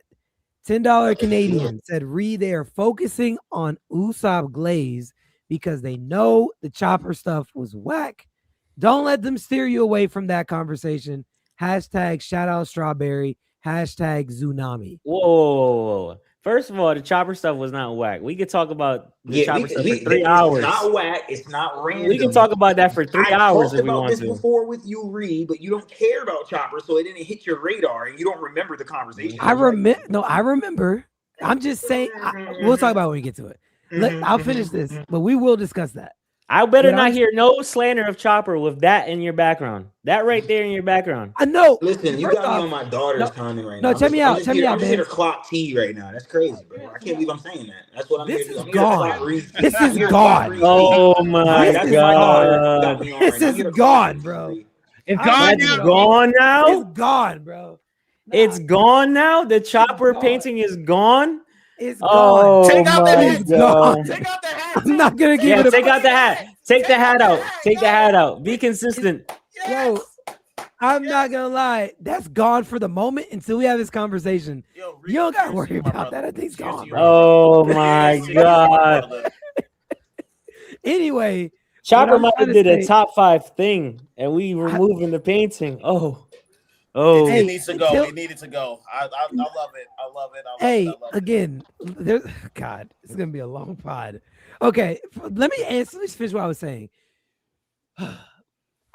Gunmu has been odd. Okay, I don't really know where to place Gunmu power scaling wise. I don't really know how to understand her right now because, and also we got Princess Shuri shining through, kind of pulling Gunmu away, maybe kind of distracting at the moment. Like, I don't know. That could have been something in that moment too, because Brook was also talking around the time where he shot that attack. So I don't know. That's what I'm trying to say. There might be more going on. That could be why it hit, or Gunmu just might not be smart. Wait. I don't know. Fooly, correct me if I'm wrong, Fooly, right? Correct me if I'm wrong. So, have we not for years been anticipating Imu, right? We've been anticipating it, right? We already crown Imu potentially strongest in the verse right now, right? Yeah. So, byproduct, right? Correct me if I'm wrong. Anything that is attached to Imu, let's say a character exhibit A does exhibit B to this person, right? That we already crowned the strongest in verse, right? You're telling me out of all the infinite possibilities, we have to attach now stupidity to that character. Does that make any logical sense? I'm attaching battle IQ. There might not be. Oh my God! Because if you rely on other people to fight for you, she literally just said, "I don't sully my hands" in this chapter. So are you just using Domi Reversi and the stronger people are fighting to win? Like, I don't know. I'm not gonna lie. You gotta consider. I'm not gonna lie. They have felt factors for us to understand because, like, back in the flashback with King Hera and whatnot, they said that like it does take a lot out of Mew to make these like contracts and whatnot. And we're seeing that they made up contracts with like pretty much the island, and they said, well, like most of the giants. So we could be having a weaker state of this connection. And understand that's what if we come from that angle, I can understand where he's coming from with that. We're not getting a full on. I got other pawns on the stage right now. I'm giving all my power to this main vessel. Wait, that's where he's coming from. So Fooly. I don't know if you ever watched it. Have you watched Solo Leveling? Yeah. Okay, so all right. So when we see the main character, because I don't want to spoil anything for anybody who hasn't watched it. When we see the main character, right, uses a rise, and we see a soldier, and they fight regarding for him, does that make him stupid or weak or anything like that? No, but he showed us that he was capable before that. Like, he's been literally beating people the whole show. Then he gets this bonus ability. We haven't seen that from Imu. I don't know if she legit is like, yo, I'm not really with this, like, attacking in person type thing. Domi Reversi, go do my thing. If that's how Joy Boy lost, then why would I not believe that Imu's not really like a hand-to-hand person. Like you So might just take over the strong people. But that's the thing, though. When we literally see at the end, right? When she or they is stating out loud about, they don't want to get their hands dirty, etc., right? Yeah. This ultimate royalty, nobility type of statement, right? Right. That lets me know, right, from like previous years of just watching multiple animes, that means that Imu thinks that they are here and they're not going to waste their time using their hands for people down here. If someone is like up there, right? Because there's no way in hell do I think that if Imu fought Joy Boy or Nika, there's no way Imu was just sitting back in the couch just with a drink in her hand. There's no way. Had to be masterminding. It could have been masterminding. We see Domi Reversi would subvert that whole thing you're saying right now. If I just make them attack them, then we win. But the problem with that though is, let's say it is that's the case, right? So you're telling me if we see Domi Reversi for the whole arc of Elbaf, and then we continue going forward for more and more Domi Reversi, right? That would literally defeat the whole powerful aspect of Imu for the future for Oda. Agree. I 100% agree. So Imu has to be able to fist fight. Yes. I would hope so. But again, I don't know. I'm going off of what I've seen, Bandz. I'm going off of what I've seen. That's the point I'm trying to make. I don't know. And I'm also going off of what Imu said this chapter. So it's like, I can't answer why. But again, I'm saying this to say, I know I was being disingenuous before, but I'm trying to tell you, I'm giving Usopp his moment of credit for what he did and said to Gunko or Gunmu. That's cool. But again, I'm saying I don't know why this person did not dodge. Okay. But what I am saying is you're using Nomi. You used it when you got to the island on God Valley. That was one of the first things you did, right? Or it happened. If Gunko or if Imu didn't do it, whoever did it, that was one of the first things that did this to kick off God Valley. Then when you knew that, okay, crap, I might not really be able to pull this thing out. Come here, Rocks. F it. Come here. So like I don't know. So then quick question then. Yes. Let's switch the roles here. Okay. If Nami made Imu dodge, is that an upscale or yes or no? I would still, I'm be honest, and I know you're not gonna believe me. I would still say that's a downscale because Nami doesn't have any like fast speed attack feats. Like I'm going off of Nami power feats. Okay, so one more still thing. That's a downscale. Let me add on to Band's question. So if Nami would have tanked the explosion, no limbs lost, in the same way Usopp has, while Imu, same distance right across from Usopp, faced that explosion as well, and is regenerating, you wouldn't say that's a Nami upscale? Do not lie to me. No, I'm be honest. I'm gonna say this because Y'all are funny. Y'all are funny. I feel like you about to lie, fam. Yeah, He's about to lie badly. He's He's about to lie badly right now. Wow. Okay. You're like, yo, you might need to go rewatch your Nami upscale video. Y'all know how I'm gonna explain. I explain myself. I don't just give yes or no's. This is my answer. The situation that I'm dealing with right now, which I'm struggling to understand, is the factor of Brook. Okay, because Brook needs that upscale too. If we're going there, which y'all probably say, yeah, he deserves it. Okay, yeah. So that's what's confusing me because he not only is not attacked, he's not hurt from this attack, but he's also not hurt from Gunko's attack. So it's like, okay, is that an upscale too? Well, yeah, he has a sword in him. Yeah, he's literally telling Usopp, "Yo, I came here, but I was bugging. She's dangerous. Like, yo, you don't need to be here." He's literally telling us, "I was defeated, laying on the ground." Like, he's like, "Yo, he's just not about to." And it's the same sentiment. He's not about to. What's it called? He don't want Usopp getting caught up in his own. In his, he came here without telling the crew, without making a plan. No, he just came here.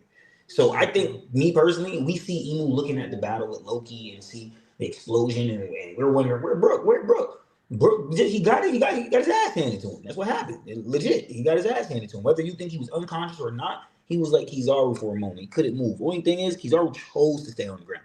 Brook not choosing to stay on the ground. It's Imu putting him there. That's what I believe. I think full up. Brook, he got an upscale for sure, but he got hurt. There's no way to escape. Oh, Brook was doing this. Imu didn't get hurt by Brook or get tagged. He was useless in this moment when it was 2 of them versus 1 of them. So what do you think it happened when it was just Brook? Could it have been much different? Just saying, man. Can I add something onto this? Wait. Yes, you're good, and then we'll move on after this. So 2 quick questions. Does Sabo get an upscale for escaping the room with the 5 elders and Imu? I mean, we've been giving him upscales for that. Well, no, I want to ask Ree. I want to ask Ree. Oh, okay. I thought you were asking in general. Yeah, why wouldn't he? Okay, so during that whole course, right, he was able to dodge attacks. He was able to show up unpredictably, right, and was able to escape the room with Cobra, right? Yes. He got an upscale for that. So if Usopp takes damage and is durable, shows durability feat in this, is that not an upscale as well? See, but here's the difference with that. Sabo also, first off, there was 5 Gorosei and Imu in Imu's actual form, for 1. 2, Sabo raised a whole flame wall to stop them while he stopped and had a whole conversation, proving that he was really like that. And was able to get in the room without being, there's like, it's a layers of upscales for Sabo. Then of course he got out. So like, I'm saying, yes, he gets the upscale, but what part? Because I'm giving him a lot of upscales for that. So it's Usopp giving a speech 1-on-1. That's an upscale because that gives him, that's a confidence upscale. Okay. 2 makes Imu dodge. 3 literally takes attacks and shows off a durability feat because he gets up, continues to retaliate.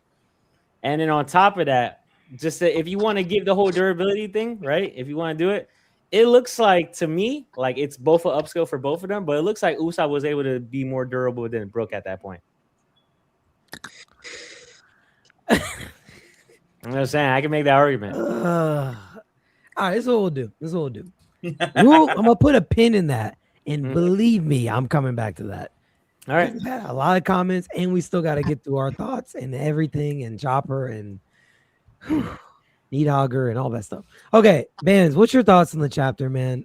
Rating, all that good stuff. I give it a solid 9 out of 10.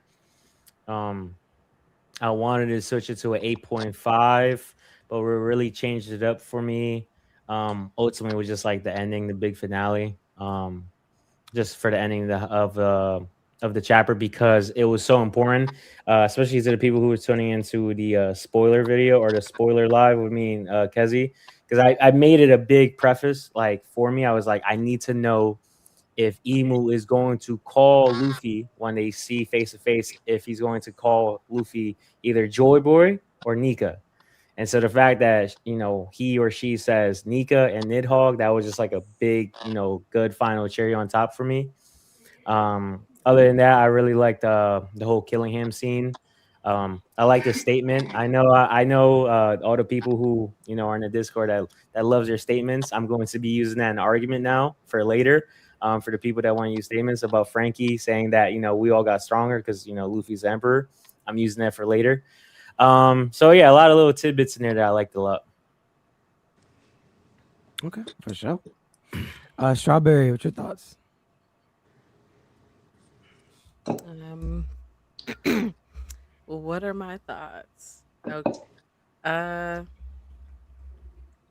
will say the stuff with Chopper did not make any sense, and I read the chapter once without you guys, and then again, and it still doesn't make any sense to me. So I'm gonna have to go back on that. But besides that, rating, I will give this chapter a 9 out of 10, and that is only because what is this? Is it like the second time maybe that we've seen Usopp actually stand up to someone without running the first time? You know, he runs a lot. I don't care what nobody says. Usopp runs a lot. I am very proud of him for not running against someone that he should have ran from. This is, this is Imu. You saw this, this body, this vessel. You saw it as one thing, and then you watched it turned into something way more evil. You should have ran. All those other times you shouldn't have ran. This time you should have, but you didn't. I will give him that. Thank you, Usopp, for not being a coward yourself in this moment. I appreciated that. I needed something from Usopp.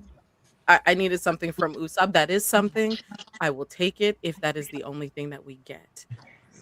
Now, one thing that I did want to point out that I noticed is that the scene with the giants and how they were talking about, man, you gotta feel this power and things like that, chatting about it. It reminded me of the story of Job in the Bible after everything is taken from him and he has his wife, he has his friend, like, hey, you just need to denounce God because look at your life right now, blase, blase, blase.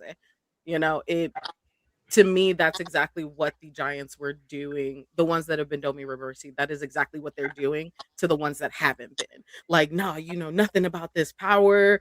You got to experience it. The whole conversation. So, I thought that was very, I thought that was very interesting. I literally said, I don't know if I said it to Kezi. I'm sorry for interrupting.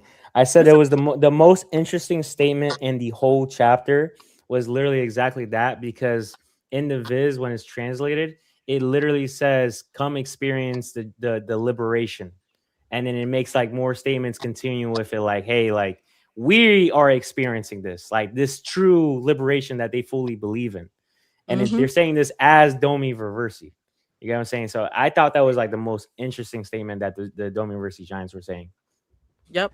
Out of all the things that they could have been saying, oh my gosh, this is just, my body can regenerate and blase, blase. I'm all like, really?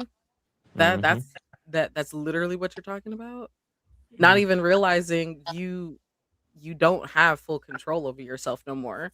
Imu is allowing you to feel whatever you're feeling right now. And I can't say obviously, but we don't know how far this is going to go, how far Imu is going to take it with these giants that have been Domi reversied. But if it's anything like something even remotely close to Harold, then you guys are kind of gone.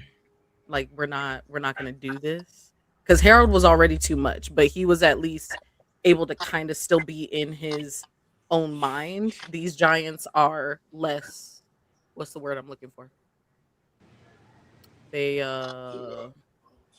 I don't want to say they're not as powerful as Harold, but technically they aren't. So I don't know. Yeah, you could definitely make that statement. Oh, okay. Yeah, they're not as Harold. I would as rank Harold. up high, like way higher. Oh, okay, yeah.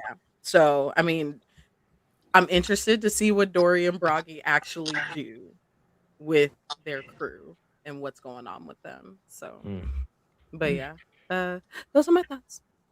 What did you rate it? I don't even remember your rating. 9. Oh yeah, that's right. Okay. Yeah, and that's only because Usopp decided to stand up to, like I said, the one person that he really should have ran from. He decided to stand up to that one person, so, or two people technically. But I'm proud of Usopp for finally doing something that doesn't make it.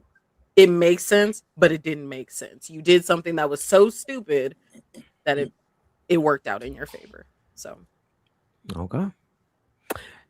Zah, what you got, man? I'm going to give this chapter a 9.5.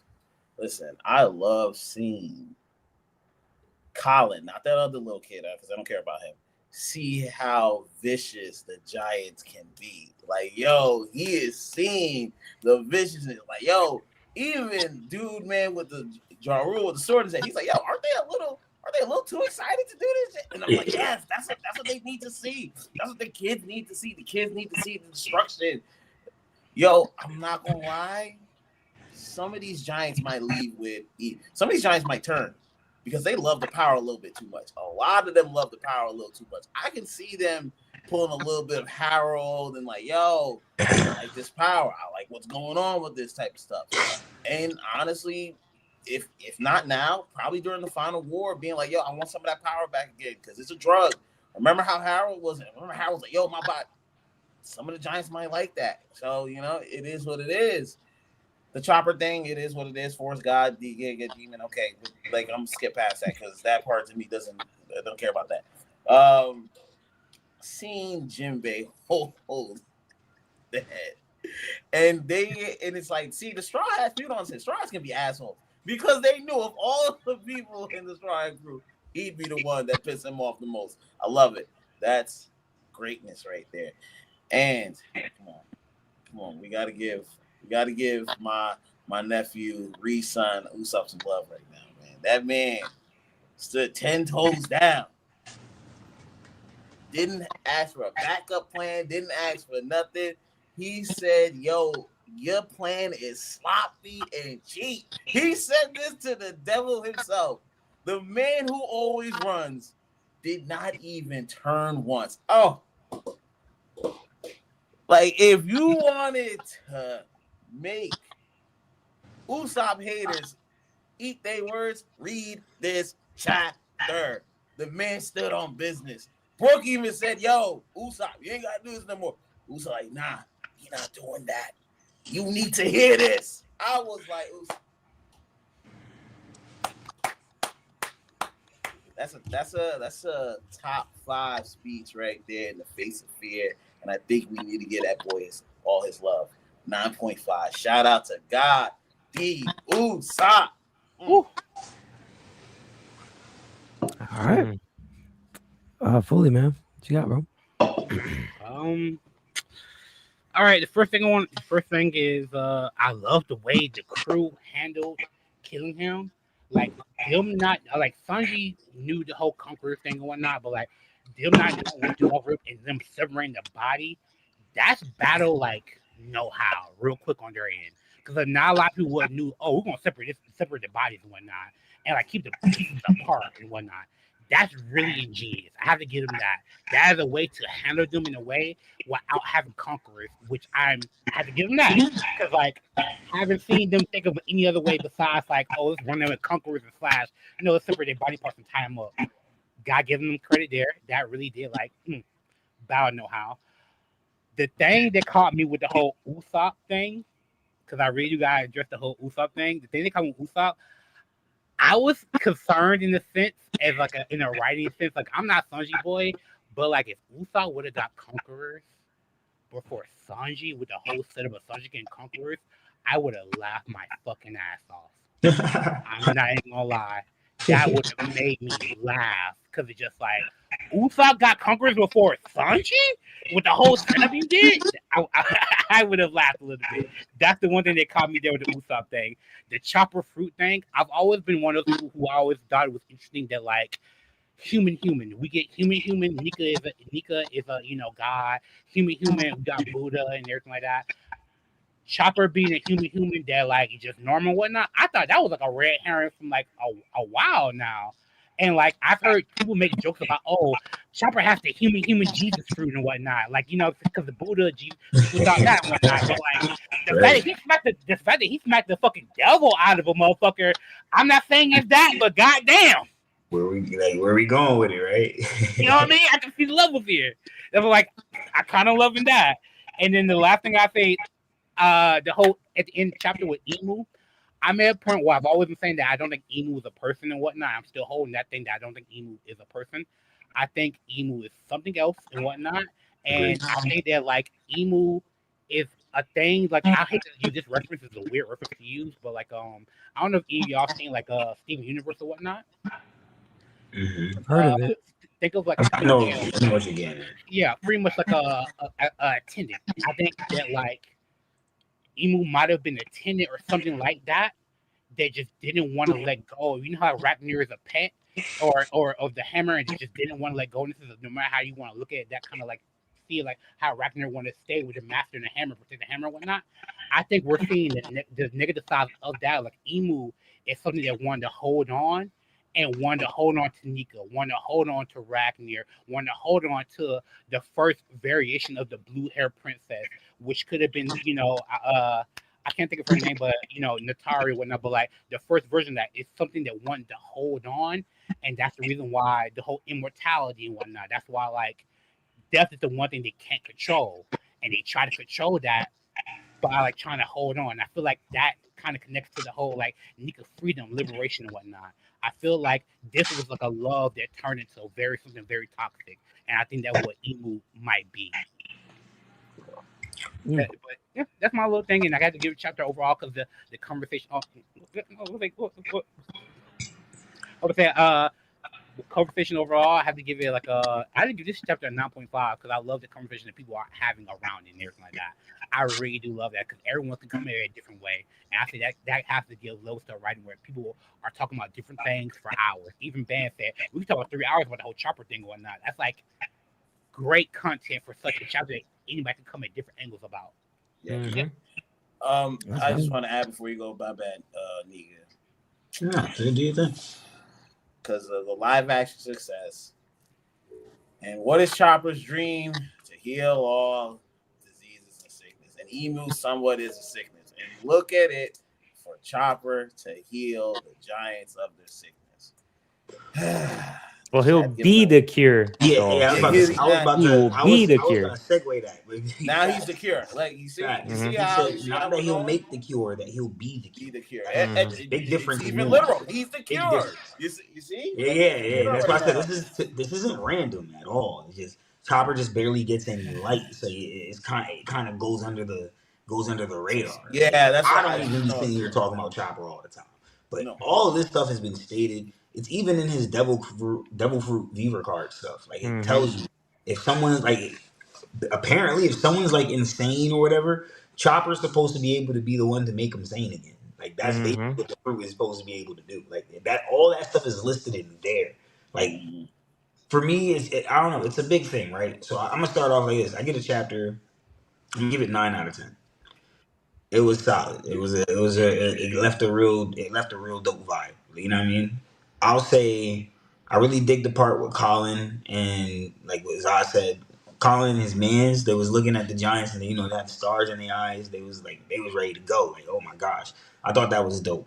Going to the whole thing with just the chapter name, I thought this was dope. Because the chapter was called like, anger, fury, rage, whatever. Just being mad. Sanji said he was pissed. Usopp said he was pissed. Zoro used a new move that insinuated he was probably pissed. You get what I'm saying? Like everyone, we get to see the Straw Hats really, like they on the same timing right now, and the whole sentiment is felt. You get what I mean? So I feel like this is just a really dope place to be right now, because the chapter next week is gonna be hyped. I don't know. I don't want Oda to do no cutaway. Don't do nothing. Start back right here. I need him to start back right where we are right now. The Chopper stuff, if you notice when he hit the demon, when he hit the Domi Reversi Giant, the Domi Reversi Giant said it basically did not feel anything. But when you notice the giant, the demon backing out of the giant, the demon look, like if you look at the face expression, the demon looks scared, man. It looks scared. And I'm just paraphrasing for my own sake. Just or paralleling, like just if I was to put myself in the demon's shoes, right? And we know if we go off the Harley text, what it says, the forest god tamed demons, right? And these demons, it's not a random thing. Chapter 1151 in God Valley, there was demons popping out of the ground, literally popping out of the ground. You go look for the panel, it is there. They're popping out of the ground. They're holding tridents, all of that. Oda drew a volume cover. Not a volume cover. In volume 104, he drew a picture with Nami being captured, and there was like demons guarding her. And those same demons look just like the ones we're seeing right now with these shadows. The demon looks scared, man. If I'm the demon and I got tamed by the forest god, I'm looking at Chopper and Monster Point, and that I'm noticing that's the forest god. I'm up out of there. I'm going back and I'm flipping. I'm get me back where go back to my little demon realm. I don't need to be here. I'm not trying to get tamed. I don't want a collar around me.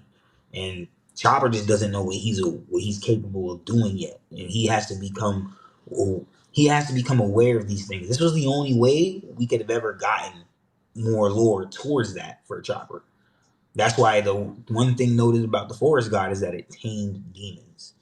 So if we're not here, Chopper facing Domi Reversi, we probably never get any more lore towards this. So then this goes back to what I was saying. We're in Elbaf. All the Straw Hats are going to get some type of come up on something. We don't have to go through a training arc. They're just going to be going through their adventure, going through the situation, and leveling up. Rayleigh already told us, even if it was hockey blooms, hockey only blooms in real battle. So it can't be a training arc. It has to be these guys really just going in, dealing with the scenario. But 9 out of 10, man. A 9 out of 10. I'm going to be real with you. It was a dope chapter. The Usopp stuff, the Emu stuff, I think Emu calling in reinforcements. Either Emu's calling in reinforcements or Emu about to Domi Reversi one of the two of these guys. Because Emu just laid down a statement of, oh, I don't sully my hands. I don't do that. Same thing told Rocks. I'm not killing your wife and child. You gonna do that. I don't get my hands dirty. I use Saturn, I'm using Gunko. I don't get my hands dirty for real. So I do think Emu's about to do some bull, and possibly we see a summoning circle, and we may see reinforcements because this battle will divide the world. It don't sound like Emu standing 10 toes. Emu not about to retreat, none of that. It sounds like Emu about to go at it with them. Yeah, what's up, Fooly? I was gonna ask, going out the whole dummy reverse thing and having two pawns, how would you feel if he dummy reverse, Brook and Usopp, and that's how we got the wild Gil Fifth, you know what I mean? Because it'd be Loki being like, I have to kill these foes that are attacking Elbaf, and Luffy being like, no, that's my Nakama. I'll put it like this. I have a theory right now running that Brook can't get Domi Reversi because he's already experienced death and all this other stuff. So I feel like that would be a nuance. And right now, Brook needs to come up. I feel like his ability's already cracked. Oda just hasn't really displayed it against higher tier characters and whatnot. So giving him something like a Hax, which is the same thing Chopper kind of just got, like a Hax.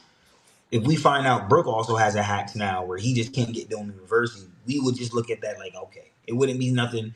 It's not, he didn't get a power up too crazy, but he got something that just keeps him in the conversation. So that's just how I think about it for that. But the Usopp part, I have thought about.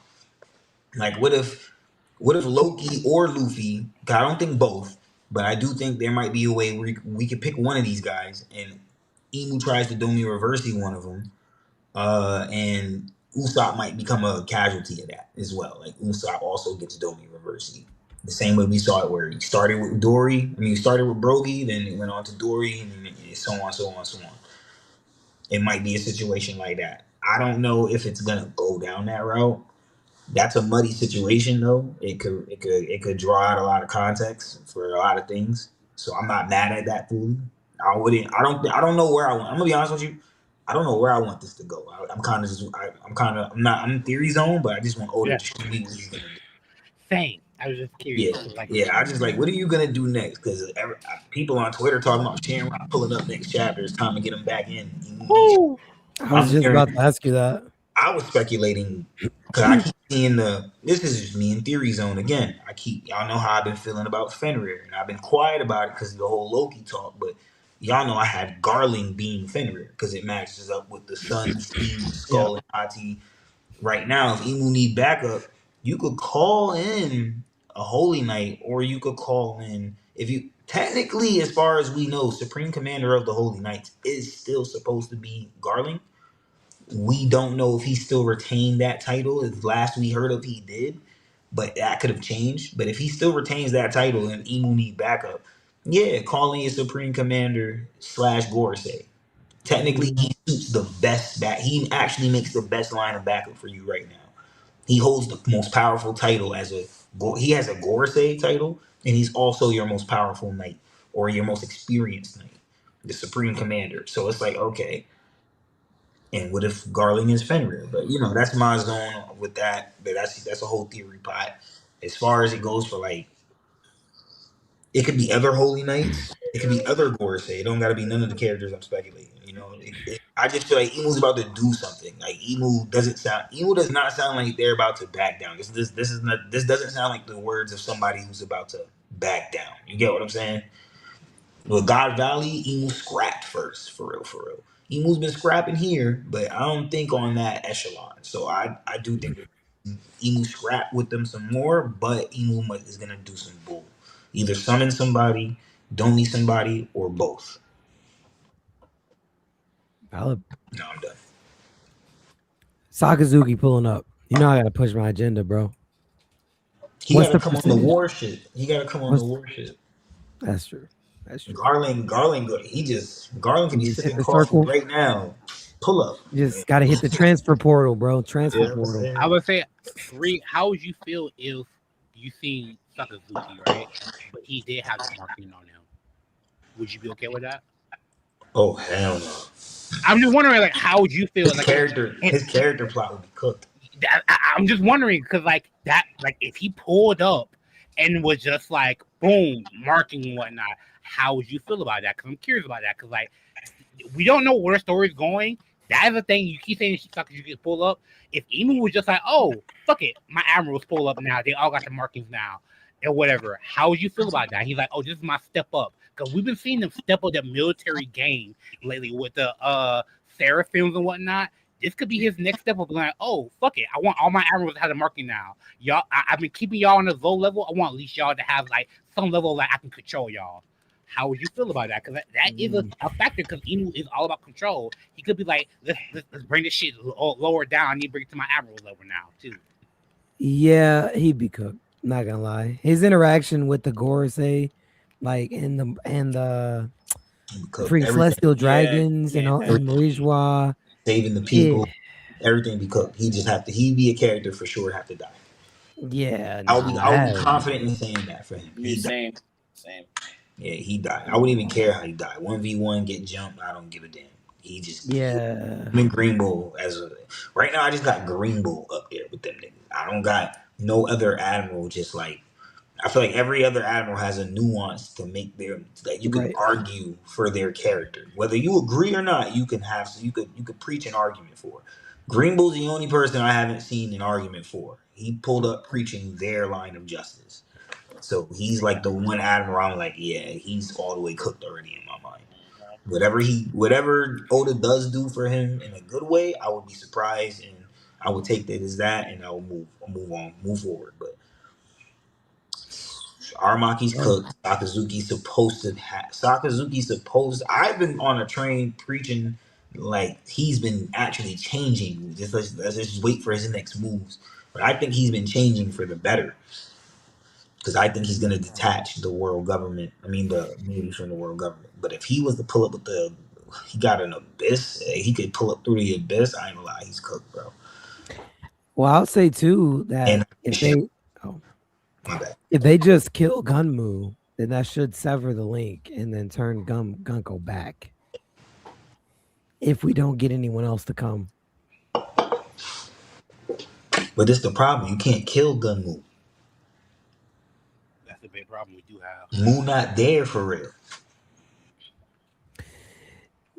True. I don't know. There for real. The most Mu gonna do is feel the Joy Boy level of hockey and like twerk a little. That's it, bro.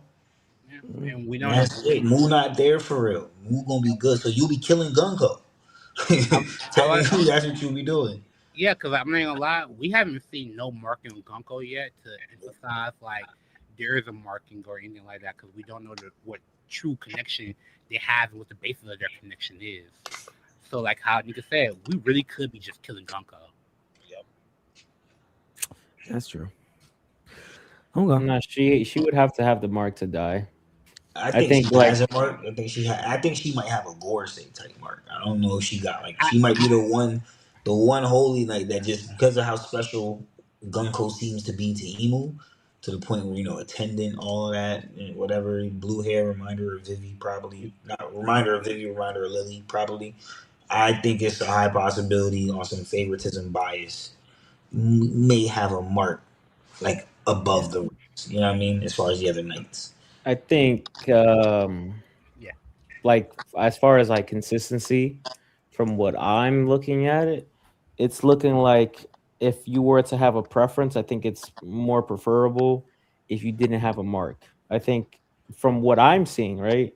I think it's literally the simple fact that if you have a mark, you are now completely connected. So like once that line is severed, like you no longer have that life source, so you are now dead. Like you will truly die. And then like if you have someone that's Domi reversied, that's not a full-on connection. That's just like a temporary thing because you're on your homeland and now you're having that, I guess you could say switch. And so that gives you the opportunity to die in that form, but then you come back to life. And so that's why I think we kind of get, because this is what I've been kind of just speculating. I think that's why the whole God Valley incident is so confusing. So now I think if you get that to be a confirmation, then that completely opens the floorgates for Rocks potentially still being alive. And then that would ultimately confirm, like, hey, we seen with Harold have a mark. He truly died. So then that means that all the other knights and the 5 elders will truly die. And then those who have Domi Reversi, they are the outside exception because they don't have a mark. They will die, but then they will come back to life. I was about to say, I think that's what it is right now. Well, if people are able to decipher and capable of not being confused with all the continuity, but I need to answer the super chat real fast. From Sheila, super chat. She said, question for the panel. Now that we know the Abyss has demons that possess people and those demons can run back to the Abyss if they need to, do you think stronger demons might exist in the Abyss like Top Musica? Yeah, well, Sheila, yes sir. Listen, I think you spoke on that before, Nika. Yeah, I've been preaching that. I think Imu's true body exists within the Abyss. I think that. I think all that. I think it's I would love to know if we are ever actually going to see the inside of this so-called Abyss. That is an avenue I do want to explore, and I think that's possible with the twins. I don't know if we're gonna get it, but I do think it's possible with Shanks and Shamrock pulling off what Yasop and Usopp was able to do. And the Abyss technically is a world in one. It's a world within a world. So it's a world within One Piece that we can explore, but through the eyes of someone else. So maybe that's where we have the final battle, and we go just like Naruto did. They went to another world at the end, and they had their fight with Kaguya in this separate dimension. That could be the Abyss. Go ahead, Fooly. It's lining up. I'm just pointing it out. Don't get mad at me. I'm not mad at it. It's just that, like, I feel like Oda's gonna hear me out. Maybe this is just me giving Oda too much credit. Maybe this is just me. I feel like Oda will maybe do a little bit more than that and say that, like, the Abyss is actually like going off, like, I'm gonna use the mural. I'm gonna keep it in like One Piece world, right? Going off the mural and going off like the band that's like off the mural, off the one person that represents Loki and whatnot, and then seeing the planet and everything like that, right? Maybe that's a sign that, like, the Abyss, right, is connected to another planet, because we know there are other planets in the world of One Piece, and we know there are space pirates and whatnot. This literally could be them, like, that type of thing, and I hate to go down that path and whatnot, and this is just me cooking right now, like throwing like spices in the pan right now. I'm cooking. The demons could literally be other species trying to come here, and Imu could be on some like Naruto, Kaguya, take over the planet type thing and trying to bring. I hate that's a weird theory trying to go down, but like I love the vision. It's just the Naruto Kaguya. I get it. Yeah, but like that was the whole Kaguya thing of like planting a tree, the whole tree thing, and like infesting the planet and everything like that, and like That's like it goes against my whole thing of like I think the Emu is something else that wants to hold control, but like still connects that. But like that's not me. You watch Fooly, you watch Fire Force? Yeah. So okay, so okay, all right, I'm going on that. I'm going on that path with it. Like Emu's the evangelist, bro. That's all that's going on. Yeah. I think it's just that. I think that one game that. You know what I mean? I just want to keep it in the world of One Piece. No, I get it. I've been telling Reed. I've been preaching this whole Fire Force. You don't even got to use Fire Force. You can use Full Metal Alchemist Brotherhood. It's the same thing what Father was trying to do. He had to get up there to try to become God and do this and do that. Like a lot of the stuff we're talking about has been done in other anime. They just did it in their own way and in way less episodes. You know what I'm saying? So, but yeah, it's the same. No, I was just gonna say, really quickly, because it really, really intrigued me. So sorry for cutting you off. I don't know if you wanted to bring it up, Reed, that neon question, the paragraph. Hold on a second, because I really want to give him my thought on that one because I really like what he's saying. This one, and I'm pretty sure he's new, right? Yeah. I don't know if you want to read it. He said, that's been bugging me since I reread Pre-Fishman Island on the trip down. The Abyss was mentioned by Frankie along with the sea currents, and Brook mentioned a 2,000-year-old ship appearing from the currents. So what I wanted to say about that was really quickly was that I believe, because now we're getting this whole Abyss thing, that ultimately that might be the biggest tie, because like I know we have Elbaf and we have Loki, so Loki's like the easiest layup to get into it. I'm thinking ultimately that the man marked by flames is probably going to be the biggest segue into the Abyss. That would also be able to explain the ability of the fact that no one can really come near, because we see these currents, we see these tornadoes or whatever that's essentially protecting the ship, and it's an all black ship. Which kind of fits more into the the pattern of the Abyss, like someone that's a dark underworld. Black probably is like the situational color that's surrounding it. So like, would it be far-fetched to sit here and say like, hey, the man marked by flames is riding on a ship that could come and go off the sea and go into the Abyss and is able to traverse along the sea while using the Abyss as like some sort of like pocket to like come in and out, so you could truly never really find it. Because like from the information that we get regarding towards a man marked by flames, it's kind of like it sounds more of like a legend more than an actual factual like thing. You get what I'm saying? Like they have this like ambiance that surrounds it. Like, damn, you're telling me the last poneglyph is just on a black boat that's being protected by a guy marked by flames, and he just comes in and out of existence, and no one could just find this ship, and we never see this ship, and the whole journey of One Piece we're on the oceans. And you're telling we never could see this type of guy. That lets me know that he's just not on the ship the whole time. Like he's not just on the sea. So he might be essentially like being able to traverse in and out of the Abyss or use the Abyss to his ability.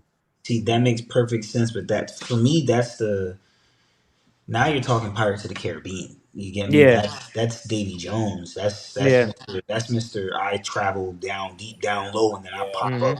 Use the Kraken when I choose to type vibes. That's what you're talking about here. I personally think that's this whole Davy Jones. If Rocks is alive and God Valley supposedly sank to the bottom of the sea, then maybe there's something along the lines there for where that could go. But I don't know who the man marked by flames is. I said dragon before just off of matching lore to character, but it could be anybody actually. You know what I mean? I don't know if we introduced this person yet. We got teased about eye patch pirate, something about biggest obstacle for Luffy and the Straw Hats will be connected to Whitebeard. At the end of the goal, some crap like that. So I'm guessing if it's connected to Whitebeard, then for me, I'm going with. That's why I keep leaning on the Rocks angle. We got Cheeky alive currently.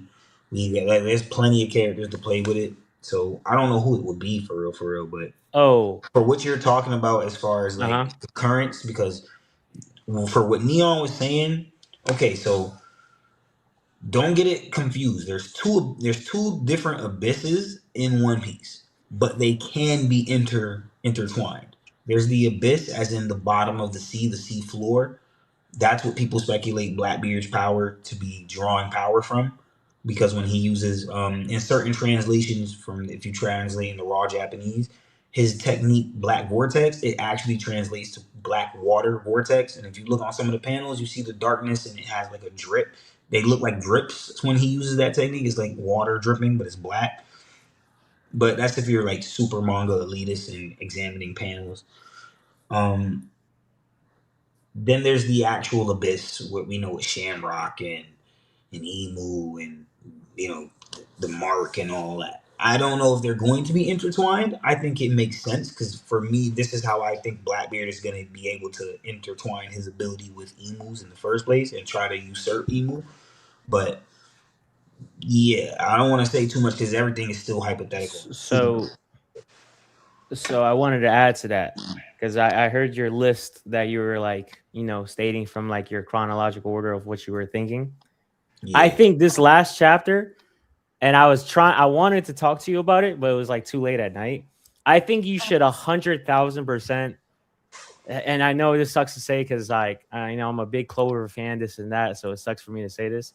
I think you should 100% go back to the Rocks theory because I think this chapter now just kind of confirms it all for me because of the simple fact that when Chopper slaps the man, he's literally engulfed in flames around him. So that leads me to believe that the man who's marked by flames has to be Domi Reversi in the past. I think that's what the flames is. Blue has said something along these lines. Those are literal flames that we see around the guy. He was telling me about this as far as my theory goes. He was telling me that it makes more sense, but just saying Rocks is alive is still a crazy thing because we saw Garling technically eclipsing him, like literally body in motion as he clicks, ready to stab throat. You know what I mean? So that's why I said I don't know. I don't know. It has to be because of this, right? Let me see if I can try to convince you, right? So if we take into context of what we have, right? I'm gonna try to not use any headcanon when trying to convince you. If we see this chapter that Chopper slaps a man and he is laying down, and we see him literally turning from Domi Versi to normal, and we see literally an embodiment of flames being surrounded of the man, right? That can now show the aspect of flame, and then on top of that, when we literally see Rocks on God Valley, he's laying on his back, and we see that the island is being essentially just destroyed and gone, right? From what we know, right, at that point, because I don't think it, and maybe you guys don't think it, if there is a slight chance of hope that Rocks literally survive and he went to the bottom of ocean, he doesn't have a devil fruit. He could survive that. He could swim, right? Now you could get into the aspects of like the technicalities, like maybe he's too weak, maybe he has 1 health, this and that, right? But if you were to do that, and then you have him marked by the flames with the Domi Reversi, right? Then if you get into that aspect, right, then the 1 HP can technically get overridden because when we saw Dorry and Brogy, they get Domi Reversi and they killed each other. They went back to full healthy. So if he survives the Domi Reversi, right? They went back to the condition they were before the interaction with Emu happened. That still would work in my. That wouldn't be the same for Rocks. Rocks battled. Why wouldn't it? Then he fought with Emu. Then he fought with Emu 1v1. And he also, remember, Brogy came back with the injury, arm gone. From the shotgun. I think when Emu pierced Rocks and Rocks was like, I don't feel nothing. I think now when he come back, that's a real puncture wound in his lung, damn near in his lung. He probably started feeling that. Like, okay, this is what happened. Because the gunshot counted. Brogy still felt that. So Rocks, I still feel like he still felt that. And then the whole issue with the sword in the throat. Unless we find out Garling lying even more. You know what I mean? Which is not impossible. But like I said, I don't want to drag it out too much because I'm trying to keep everybody still involved. But we gotta wait and see. We don't know yet. We don't know. I just think it leans a little bit more towards him. Don't get me wrong. I'm with you for sure. More evidence to the theory, for sure. I hear all of that, but you're still not giving me a strong argument that he was at lower health than when he was at after Garp and Roger did the final hits on him. If it was just Garling, because this is the reason. If it was just Garling that pulled up, I would have been cool. You got literally 3 immortals pulling up on you, bro, and you're not in the condition to be fighting those 3 immortals. So not with that injury and the amount of fatigue you had before. So I want to wait and see until we find out more. If we find out Garling was lying and there was a whole, this nigga took down all three of them, all three of y'all at the same time. I'm with it. If not though, then I want to find. We gotta know like he stabbed him in the throat. Like how is he still like? You know what I'm saying? But that's I don't know. It's still circling around with it, especially what Oda said. I mean, I feel like it's Like- just setting up to be like a Madara type of play, but you know what I mean. That's just I'm trying not to relate it to Naruto. But That's I don't want the last I'm gonna say on it. Baby. I don't want to drag it, but it's just coincidentally, man marked by flames, and then you're telling me Rox's boat is called Rox's Fury. Like that doesn't sound just weird to you guys? I already said Rox had the Yeah, I giant agree. rocker with the eye patch. I already told you. Listen. I never dialed back from my theory. Yeah. I told you chapter 1256. I'm waiting to see what happens. You get what I'm saying? Because Mori already had the rocks looking clown on Thriller Bark. I never bounced back from the theory. I just stopped talking about it because I don't want everybody to just think I'm only talking about my theories. You feel me? But everything in the cut. I ain't never dropped the theory game. Just for the record. I'm knowing. Okay. There's a lot of comments. Man, I will get to those at some point, or at least try to.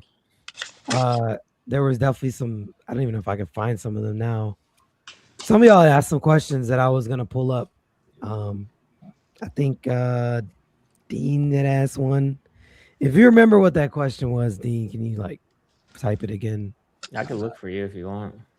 Okay, I think it was Dean. I feel like Dean had a question I want to pull up, but I can't remember. While you're doing that, okay, let me get my thoughts, man. Okay, so chapter was good. I want to say 9. I might say 8.5. This would be like my first chapter that would be under 9 in a long time. Where do I start? Well, I like seeing that these kids liked to see this gusto from the Giants, and I do think that that will play on where they go from here. And I just think it was interesting because Colin was like the only kid that was really about that at the beginning.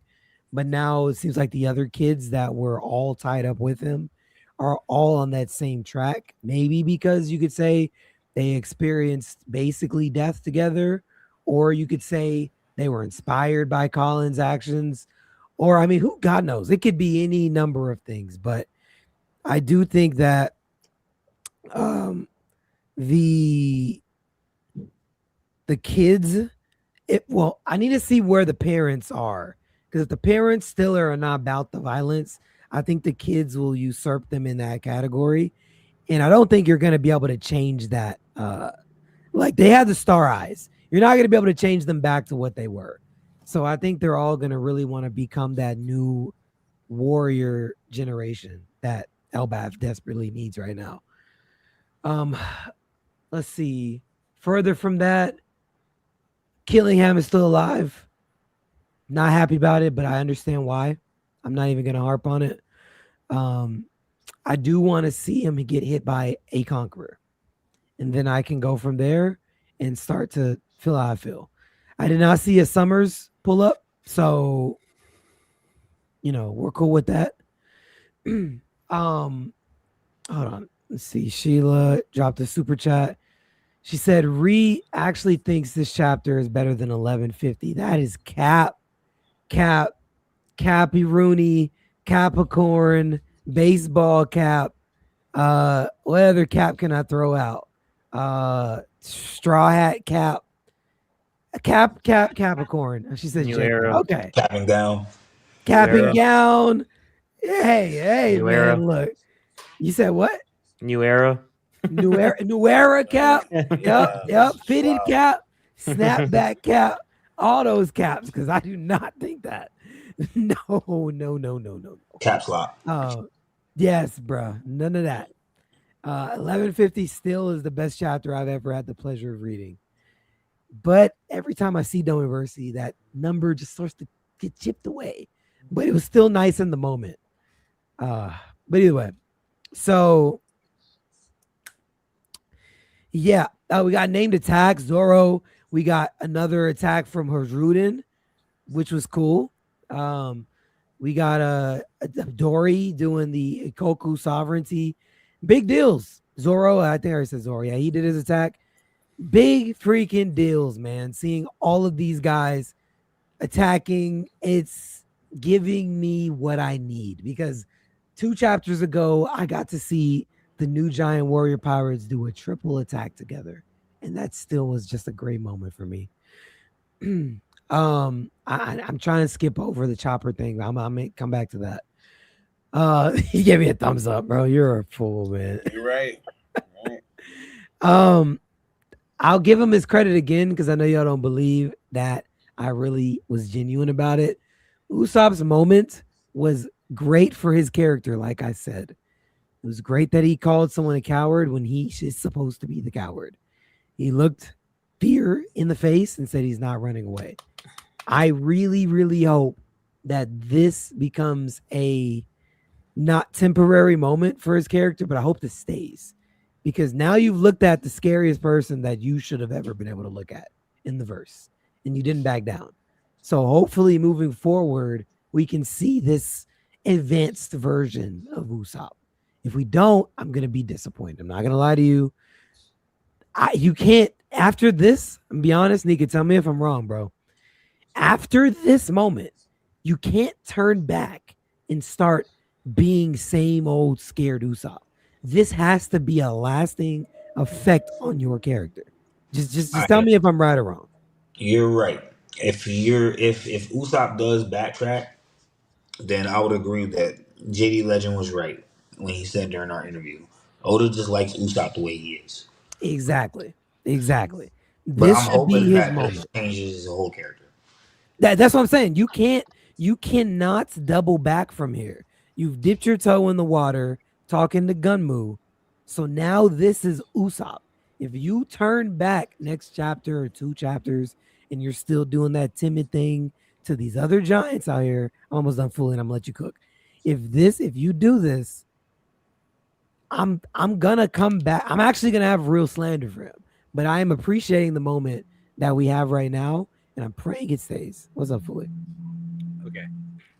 I just want to know, are you going to hold that same energy for your girl? Because in this arc, she has attacked Gunko, one new attack. Mm-hmm. She has, done other things in this arc, in the sense of like her not not backtracking and whatnot. Yes. And just like she's yelled at like the largest dragon that like anyone has seen in the world. Mm-hmm. Are you going to hold the same energy if she like gets scared or backtracks? Yes. I.e., like Usopp, because they both have seen things and done things on the same scale of like they both have attacked Gunko. They both have looked at things in the face that other people would just shit themselves on and have stood 10 toes on. Okay, I just want to know it. No, I will. And I'll definitely will. And that's been my biggest praise for Nami in this entire arc. Every situation she faces where she would have ran away in prior arcs, she steps up and she's usually the first person to even do the attack. That's a big deal. She's even planning stuff in the background now with this freaking thundercloud. Oh, I've been charging. I've been giving you water this whole time. I was preparing for this. It's like, okay. So these are testaments to her character. If she turns around now that you've attacked a giant, you've attacked Gunko, right? You've done what you did to the fire. You were right there in front of Killingham. You were willing to say, yo, I'm gonna come get you, Zeus, in front of a holy knight, right? You turn back and you start the timid stuff again. Best believe I'm gonna be on it, because what are we doing? This isn't even making any sense. What's up, Zaza? I was gonna say, I know I was talking about Chop, but I gotta be consistent. A lot of this Usopp praise too might be from the live action, because Usopp, honestly, in live action, isn't as scared.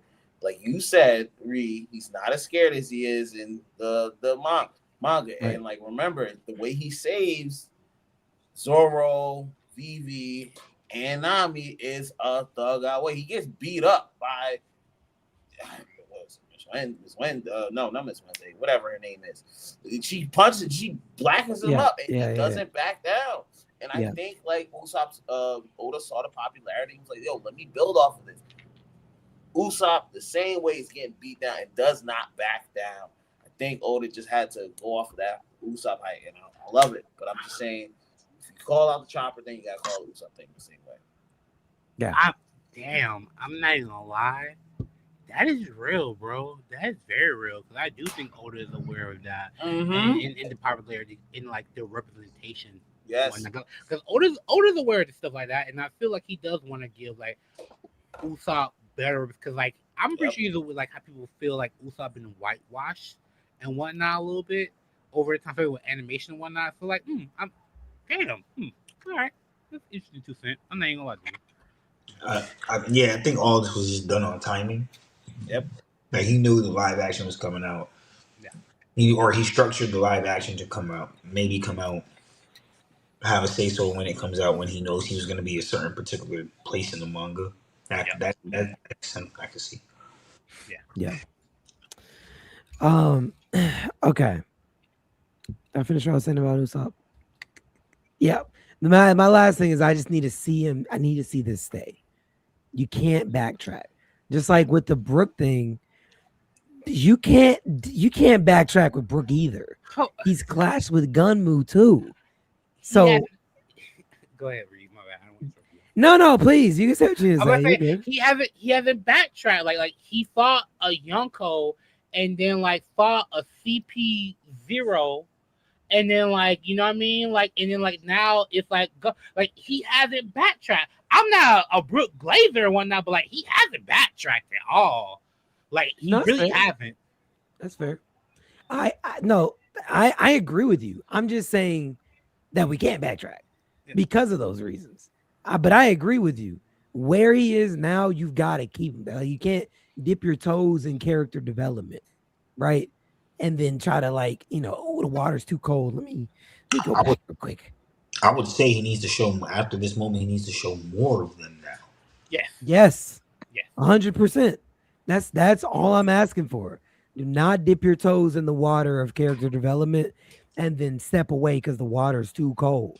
No, you need to go ahead and jump in because this is what we're expecting from them now, and this is freaking Elbaf. Let this man Usopp. It needs to be here. You can't backtrack here in Elbaf. You've done it. This should be it for him now, and he needs to have his moment of bravery. Realistically, he should be the first person to achieve his goal. It should be here. So, what else was I gonna say? Chopper.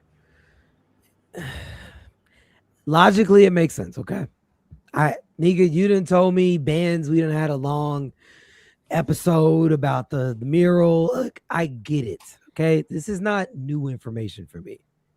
It's fine. Earth God, the mural told me that this was gonna happen. Cool. I still don't like it. And that's just my bias. I just don't like it. And maybe I would like it more if it happened differently. Maybe the way we went about it is what's bugging me. I'm okay with it being this way. That's fine. But this man has done, he hasn't even had panels drawn of him in almost 2 years, like of him being relevant in this arc. You gotta kind of warm me back up to Chopper's character before this happens, because last arc, I'm almost done. You can go. Last arc, not arc, chapter, I was already kind of put because we had the, just kill him type thing happened, and then we go into this, and it's like, okay, well, Chopper can do this too, so boop, he's done. It's like, okay. And then I'm pretty sure Brook is going to be able to do it too. But right, I expected Brook to do that. So Brook's going to be able to do it too. It's just, actually, before I say my next statement, go ahead, Fooly. Only thing I want to say was going off the whole what Nika said earlier. This is the arc where like they are supposed to get things in combat and whatnot. You know what I mean? Like we Yeah. all wanted them to level up and everything like that. Some of us, like I remember some of our statements in the beginning of like we thought with the whole time dilation and whatnot, we all thought that like there was gonna be a trending arc here in this arc and whatnot. And I hate to say, Ree, you're going against your statements before with the whole time dilation of like the straw has all leveling up while here and whatnot. You might not like the way it's being done, but like it is something that like we all kind of wanted. Because I'm not gonna lie to you, I feel on the same page. I don't like the way I do feel like it's kind of like rushed in my opinion. I do feel like it's rushed. I do feel like Oda's trying to crank out a lot of like like scaling up for like the crew and everything like that. I really do feel like he is rushing that in my opinion of it. I'm not gonna say it's your opinion. In my opinion, I do feel like he's rushing like certain things and whatnot because it's just like the freaky thing, it makes sense and whatnot, but like the chopper and everything, like, it does feel rushed. It does feel like he's trying to get all these upgrades in this arc because we already see Sanji getting conquerors here and whatnot, like Zoro getting more mastery of his conquerors and whatnot. We all see certain things like laid out on the table and whatnot. Even Nami getting the upscale here is kind of laid out on the table a little bit. And Usopp, if you're like a Usopp fan of like the whole he needs to like upscale or die and whatnot, it's all kind of laid out on the table for them to all upscale. Yeah, it might not be done the way that you like and whatnot, but it is things that we wanted. That's my only. That's my point. I want to say to your thing. Yeah, that's fair. Yes, Strawberry. I was just gonna say I know that you guys don't like it, but I actually like the way that Chopper's whatever this is. I'm actually okay with the way that it was introduced because in reality, some of us we don't know the extent of our gifts until we're put in a position to use them. So, Chopper, obviously he's in Monster Point. So, and I guess with the way that it happened, it's a good thing that he is somewhat or is a little bit more conscious in Monster Point because if Monster Point being the way that it is, if he wasn't in control, I would kind of question how this would work. If that makes sense. Because Monster Point, he really did not have any type of his conscious mind wasn't there. This is just a body throwing hands. So if we had that same Monster Point just throwing hands, I wonder if he could actually have turned, if they still could have turned back from Domi Reversi, or is he just knocking people out at this point? So but like I said, I'm okay with it because again, we don't know the full extent of our gifts until we have to use the full extent of our gifts, which obviously Chopper didn't know, but okay. Oh, what you guys are? This, I'm not gonna lie, this, what he did, it's not as bad, but it's a little better than what he did on Wano with the stupid cure. Because, like, that always felt like it just happened to fall into his hands. I got it. Like, Apu was carrying, Queen was carrying it around, but it's like, yo, you have and it's like, then you have the goat, and they're just there, and it's like, yo, dog, like, yeah. And I feel like they're just giving him that moment, but it's like, but it coincides with his fruit. So I'm like, I'm gonna back off, but that's why I said it's not as bad as Wano, but it's up there where I'm like, I get it, but still. I would say hate to add on to what Zah saying, but Thank you. Like Zah, I feel what you're saying, like, cause like Thank you. The things that add to like cause legitimately, like if it is like the is it the earth or was it the god I can't think of it right now, but like if it is the legendary fruit, right? It would make sense of like things like lining up in a sense and whatnot. And I wouldn't be too mad at it, but it would feel if you are mad at like that writing in the sense of like Oda being like, oh, the things that worked out for Chopper is because of this, because of his fruit and whatnot. That could be a way that you could take it in negative content.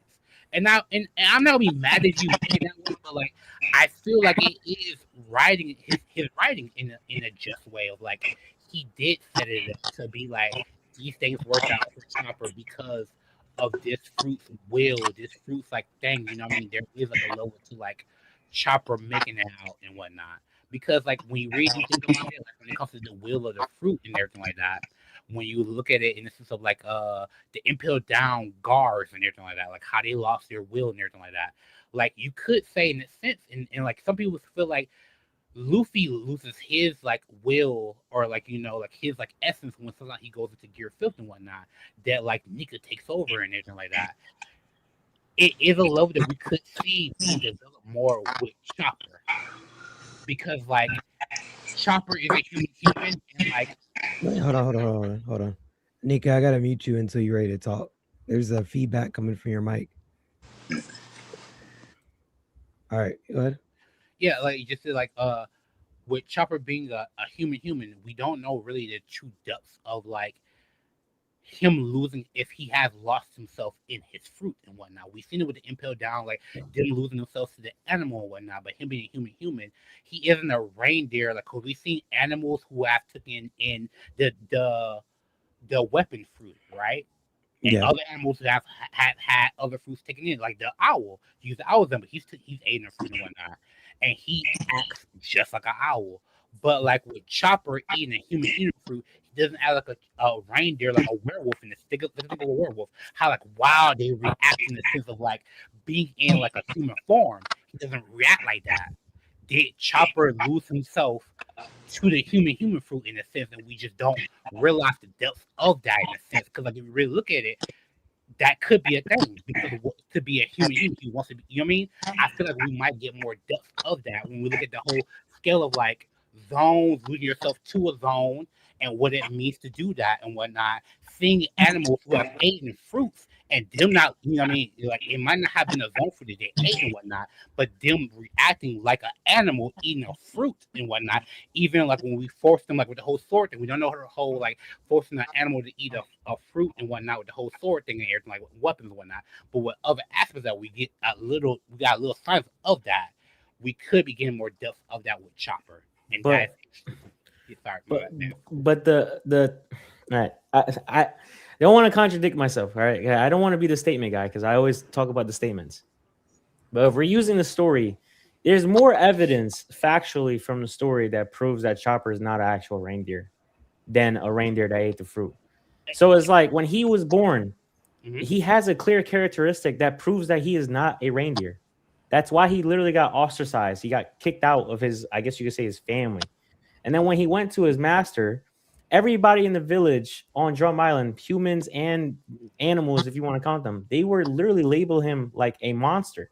They were treating him like a monster, even though he was this little small guy with a little blue nose and got treated all horribly because he's a supposed reindeer that could just speak like a human. They just ostracized him. They treated him like a monster, labeled him a monster.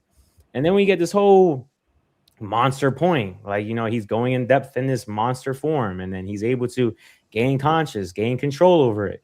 So like we are seeing like literal things that showcase that he is not of that norm, right? Because if you want to make the point of, oh, hey, well, Chopper has a blue nose, he was just born a little bit differently. We don't see that with any other species of animals in One Piece. It's not like Pokemon where there's like a shiny Magikarp and a regular Magikarp. You get what I'm saying? Like we don't see like a monkey with 3 tails compared to all the other monkeys that have 1 tail. Like we don't see a special variant of each animal. So you can't use that same proposition for Chopper when it comes to just reindeers. He has a blue nose for a specific reason. You get what I'm saying? That reason has to be specific. It's not just by the luck of the draw, he was born just like that. So I think just based off of that logic, I don't think he's the run-of-the-mill normal reindeer. I don't think he is a reindeer. I think he just looks like that because of his age, his stature, and the form that he's in at that point. Because the other reason why, right? Because we don't have an in-depth explanation truly, like the scientific, like chemical components of the balls, right? The monster point, kung fu point, all this and that, right? We just know he eats them and it was created and it changes his body into different forms, right? He's not actually using the fruit to go into these forms. He's using a literal ball that makes him change into those type of things. None of that entails human fruit. None of that. Everything that I've been saying to you or to everybody, nothing that entitles to a human fruit. So I'm more like far-fetched to believe like, hey, we know that he was illiterate when he was younger. He struggles to understand things, you know, because he's such a childlike mind. He most likely, because we see in his devil fruit imagery, right, that he most likely ate the mushroom that can cure all.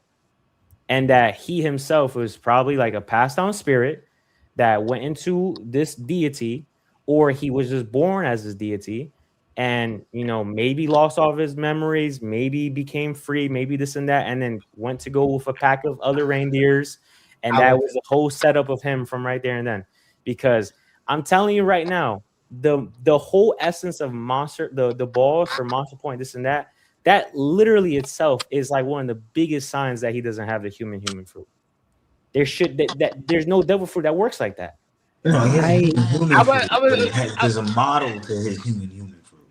Yes, I think it's he told me model for his guy. And I feel like if we're going off like it's not, like seeing like how he has given like just one example that he's given a ball to like, you know, to Zeppo, the Beppo and whatnot and everything like that, and that awakened like other lines of like his lineage and whatnot. Mm-hmm.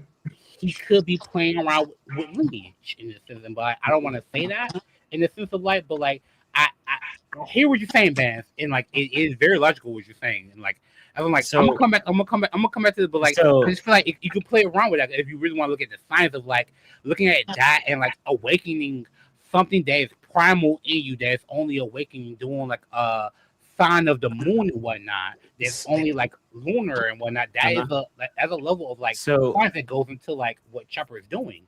And so let me ask you a question. Was Beppo able to go into Sulong before he met with Chopper? We don't know if he was able to go Sulong, but like going off like the lineage of their race and whatnot, all of them are able to go into that. He was able to go into Sulong before, just to dismiss it. Yeah. He was able to go into Sulong before. He just needs his crack to go now. Like because he's very strong. His Sulong form is supposed to be like very strong. Actually. Yes. So, but that ties into my point. So after we meet Chopper, or after Beppo meets Chopper, he gets the crack, just like Zaza says, and that it just cracks open this whole threshold within him. Right now, he's able to contain it, go into Sulong, etc., right? So you're telling me he has his ball, right, that can essentially do the exact same thing for him to go into Monster Point, right?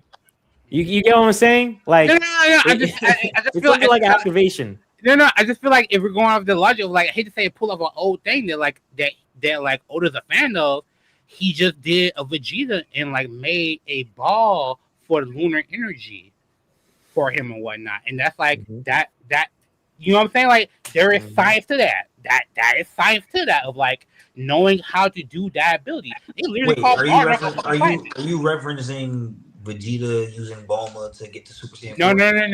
I mean, in the first Vegeta, first arc when Vegeta used a small ball during the daytime to go into his gorilla form and whatnot. That's same thing of like breaking that like sense of like, oh, we need the moon and whatnot.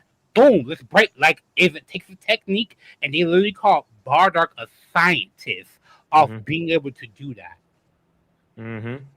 And that's why I'm just like, it is a level of science to go into, like being able to break things that only happens at night.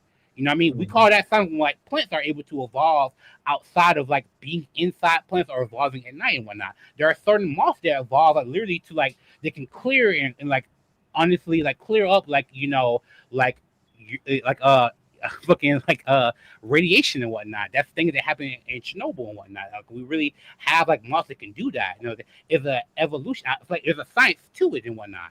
That's all I'm saying. That like, yeah, that's it. I just like I hear you, Ben. It just go ahead, Zach. My bad.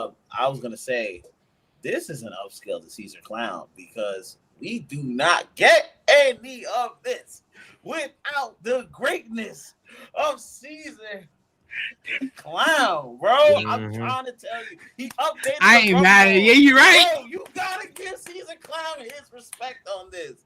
He updated that Rumble Ball. I'm telling you. Caesar Clown was like, yo, your drugs is weak. I got this pure Colombian over here. I'm telling you, bro. Oh. So what I wanted to say, right? And Fooly, you can answer this, right? I'll ask you specifically. If you take away all the balls that helps him get into different points, what abilities does the human fruit give Chopper so far? The human, while taking the rum balls into consideration, going off the forms, going off like what he does with it, it matures you in the sense it gives you the intelligence, like going like saying like him being an animal, we're saying he's an animal, it gives you sentience. And I think sentience, it going off like what Vegapunk said, like people wanting will, sentience is a strong thing. It gave you sentience of want to be a human. If we're going off animals, dogs, anything like that, it says like I want to be more than just like what I am, and like a human is that scale and whatnot. Because we see that the Celestials want to be dragons and whatnot. And like we have dragon fruits off that, or like people having the will to want to be dragons and whatnot. I feel like the human fruit gives you sentience, and what goes off like from the sentience, I have to go back and reread like the other forms like Chopper goes into. I don't know if he eats rum balls to go into other like forms and whatnot besides like like his, you know what I mean? But like I have to reread that. But like I think it's just to go off my base, like me not knowing like the best of it. I think sentience. I think sentience is a high level of like what the fruit gives, and then what he gets off the rest of that is a benefit of the sentience. So then follow up with that. Do you believe after Vegapunk's statements about how devil fruits were formed and used in his theory, do you think that means that you don't just have to be a living person? You could be an inanimate object. Yes, because that's my whole thing with like I don't think that Imu is a person. I think Imu is a thing that wanted more and willed it into that. I think Imu was a fungus or something like that. Like going off the whole like fungus thing and whatnot, and like how he spread out from like when we see on God Valley and whatnot, he spread out on top of a spider, like how the zombie fungus would and whatnot. I think Imu is more than just. I think Imu is not a person. I think Imu is a thing. So yes, So if we're using that logic, right? So then how is Ratataskar alive? I think Ratataskar, to go off like wanted to. No, go ahead, Fooly. When you're done, I got something for this. I think this kind of saw this the interaction between them and Luffy. Go ahead. Yeah, I think Ratataskar still being alive and whatnot. I think it takes I think going off the whole Japanese lore of the whole dog that like stayed around and whatnot, and then I think it kind of goes with that. Well, like Hachi, I think it goes into that, and then we're going into the mythology of like the lore of like the hammer and whatnot. The hammer is alive not just because of the runes, but because there's a living storm inside of it and whatnot. There is a force that is behind the hammer that is Thor's hammer and whatnot. So I think he's mixing mythologies and whatnot. Like the dog that always wanted to be around, and mythology of like there is a living storm inside the hammer. So, my bad, Cassie. I just wanted to ask one more. You can answer this if you want to as well. So then if we're using all that logic, would it be far-fetched to say out loud that the forest god was reborn, just like, we see with Joy Boy, with Nika, like it's the next cycle of life? Would it be far-fetched to say that the next forest god, who is Chopper, wanted to be a human? I think it's not far-fetched to say that the next forest god, the forest god became a fruit, and Chopper was that fruit, especially going off Blackbeard coming to the island for, fruits of like high caliber and whatnot. You can go off there saying that the Chopper ate the forest god fruit. It was a human forest god fruit. And that the forest god, it has a will, and will want to be, a natural creature that wanted. Yes, I think you could go off that in a sense. Okay. I wouldn't. I think the forest god is from the first world, and the second world is where the forest god tamed demons. And I think there was already a fruit in the second world. Because, and this is the next thing going off to Ratataskar. I think Ratataskar did become a fruit. Eventually did become a fruit. and it became a fruit that probably most likely linked up with Ragnar, because the interaction with Ratataskar in Luffy this chapter told me kind of everything I needed to know. Because if you fought with Nika, this would be familiar to you. Nika being immune to lightning would be familiar to you. But Ratataskar, if you look at Loki's reaction, if you look on that same panel on Loki's head, Ratataskar had the very same reaction. Like, you're immune to lightning? Like, that was new to Ratataskar, which means it's not that Ratataskar. Mm-hmm. That's the reincarnated spirit, which is what would be in the devil fruit. Mm-hmm. Because the real Ratataskar would have known Nika was immune to lightning in the first place, in my eyes. And then the first world Ratataskar, we saw Ratataskar in the panel. Ratataskar had beef with Nika. Ratataskar, like, it wasn't like vibing with Nika on the same time. Like, even if my master liked you, I don't like you. You get what I'm saying? One of those type of vibes. Where I don't know if you ever seen shows like Black Clover and stuff like that, where he's cool with Asta, but the little elf, little fairy thing don't like Asta. You know what I'm saying? Because you have a good relationship with this person in a sense. But I can use plenty of other anime to reference it. But wait, can I ask you a question? Sure. Can I ask you a question? And I don't know, Fooly, if you will peep this or not. I just want to see what you say, Nika. Do you think, in your personal opinion, when we get the side by side, do you think that this Ratataskar looks exactly like the old Ratataskar? No, we see that already though. The last Ratataskar, it had a more grouchy. To me, it was different. It had a more, like, you see it in the panel looking at Nika with the sword and the shield. It looked angry, pissed. Like, it don't vibe with Nika like that. Granted, that can be context to the situation. This Ratataskar we see is like, you okay, buddy? Like, you all right? Mm-hmm. It's okay. Like, it's a whole new vibe. Like, that's a merch play Oda just did in that chapter. Mm-hmm. That's a whole merch play. So I do think the Ratataskars are different.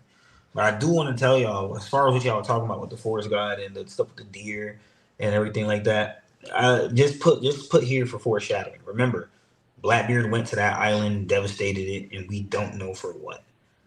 Mm-hmm. I still think it's the dark fruit as far as the fruit Rox was looking for, but the forest god fruit could be the fruit Rox was looking for as well. It doesn't have to be the dark fruit. That's just my speculation.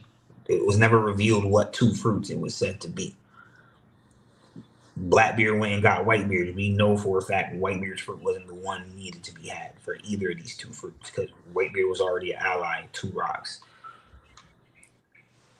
This is the most interesting thing to me, because remember, Usopp, coming off the time skip, Fishman Island, Usopp had told Chopper that no one would be after your devil fruit. Like, you get what I'm saying? You just have a plain old human fruit. But then thinking back, like, yo, Blackbeard did go over there wreaking havoc, looking for something. And we know he's a devil fruit merchant. He's a devil fruit hunter. It could have been the devil fruit. But just look at how we got introduced to Loki, bro. We met Rogue, fanboy of Loki.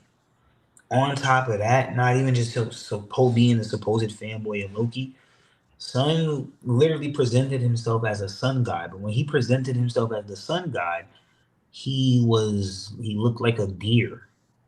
He looked like he was a big, tall, thick, but he had the deer hat on with the antlers, and he's calling himself the sun god. We meet Loki, he's calling himself the sun god, but then we find out you're really just the god of war. So you are a god, but you're the god of war. I don't think it's ironic that Chopper now that Rogue be telling us that he's the sun god, but portraying himself to be a deer. It wouldn't be crazy to say that, hey, look, this is coming from something to do with Chopper. There's only a couple of deers we got in the series right now. You get me?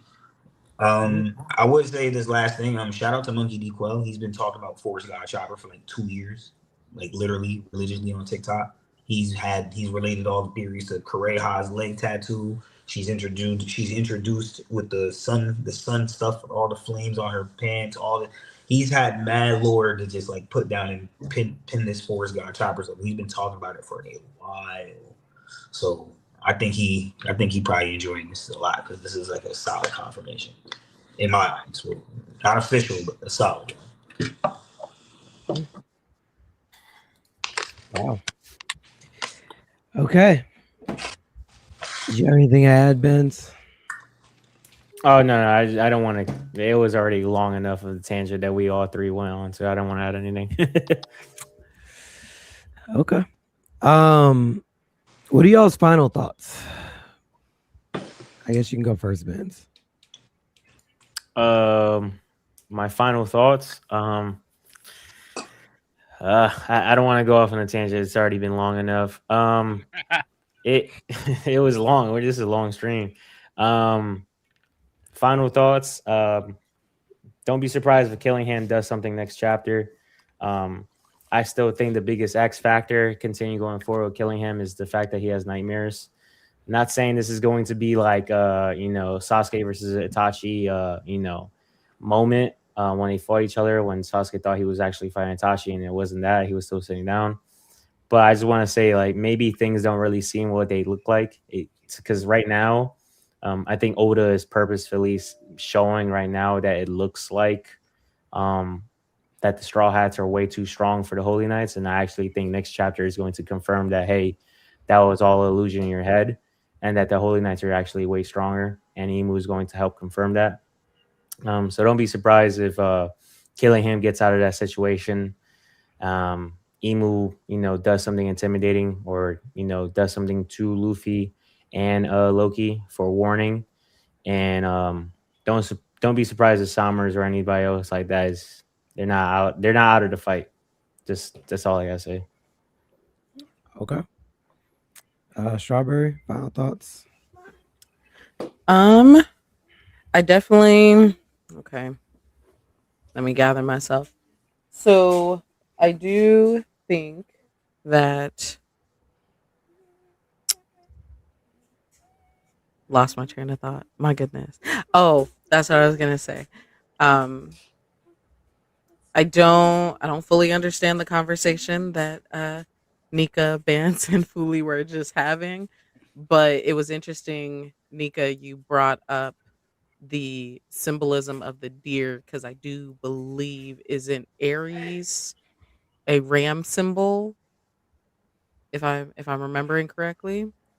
And you talked about Loki being the god of war. That's Aries in Greek mythology. So, but interesting chapter. I am definitely I'm ready for Usopp to do something. We got the big speech. Okay, now I need you to do something like not spectacular, but I need you to do something.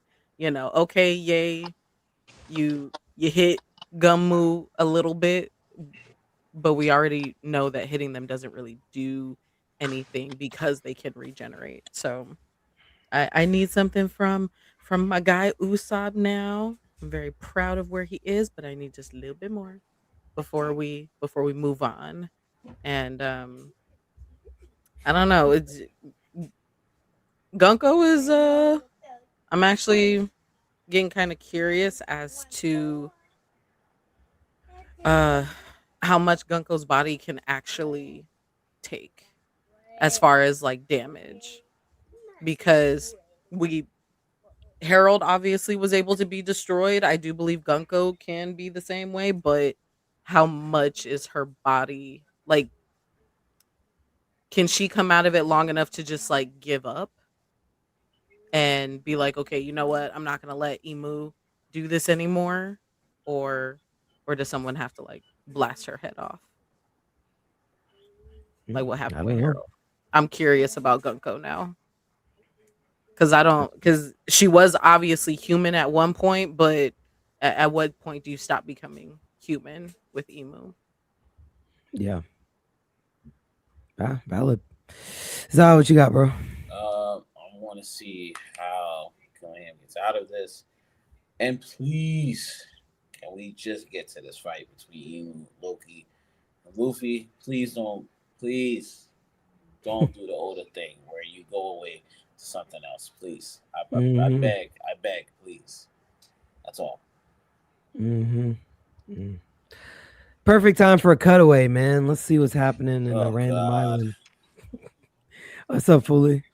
I'm not gonna lie. I do think we're gonna get cutaway. I'm not gonna lie. I do think we're gonna get like a cutaway to like what's going on in Marijois. Yeah. It's probably it's a good time too. Yeah, I feel like we're about to get that a little bit. I'm not gonna lie to you, but like other than that, I feel like it's just me being like trying to think into the old mind of Oda and whatnot. I feel like the Forest God might be a reference to Princess Mononoke, personally. If any of y'all have seen Princess Mononoke, I feel like the Forest God might literally be I think it literally might be like a reference to that and everything like that. And I think it'll be very interesting because like Chopper is a spirit and everything like that, and like not a spirit, but like he's a deer and everything like that, and the whole like thing with Princess Mononoke, just the levels of like Oda likes to reference things, but he doesn't let the word on his like sleeve and whatnot, because like he's a Power Ranger, he's a Super Sentai fan, he's a fan of like Jurassic Park and other things like that. Like there's certain things that like he is a fan of that he doesn't let the word on his sleeve, and I feel like this might be a reference to that. Looking at because like I'm a Princess Mononoke fan too. I feel like this might be like a little reference to that a little bit, just that bit, especially like seeing how big it is in anime culture and whatnot. This would be the one reference that will go over a lot of like young anime heads. Makes sense. All right, Nika, thoughts? Mommy Nami. Hey man, you took that from me, bro. I should have been mine, man.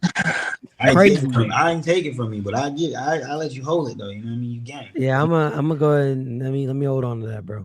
Yeah, go ahead. You know what I mean? Trademark it, but it gotta be MAMI though. You feel me? Ooh. You gotta, you know what I mean? Gotta add a little flavor. You know what I'm saying? I knew I liked you. That's a shirt right there, Ree. You make that. That's a shirt right there. Hey man, I got a lot of phrases that I need to put on t-shirts at this TBC. point. TBC. Summary character. That's a workout. That's a workout shirt. Listen, gang.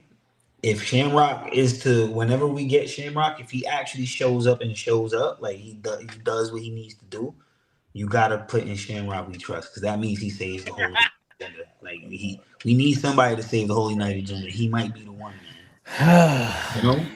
But going back to it, Mommy Nami, man. First thing, like Fooly said, first thing you do when you see the biggest behemoth of a dragon in the world, you go into mother mode. First thing you do. Y'all making more work for me to do. And you gotta think. I didn't even talk about that. You gotta think about it. Like she's feeding Zeus black balls, man. You gotta really put that in reference. She's saying, yo, fires are popping up all over Elbaf.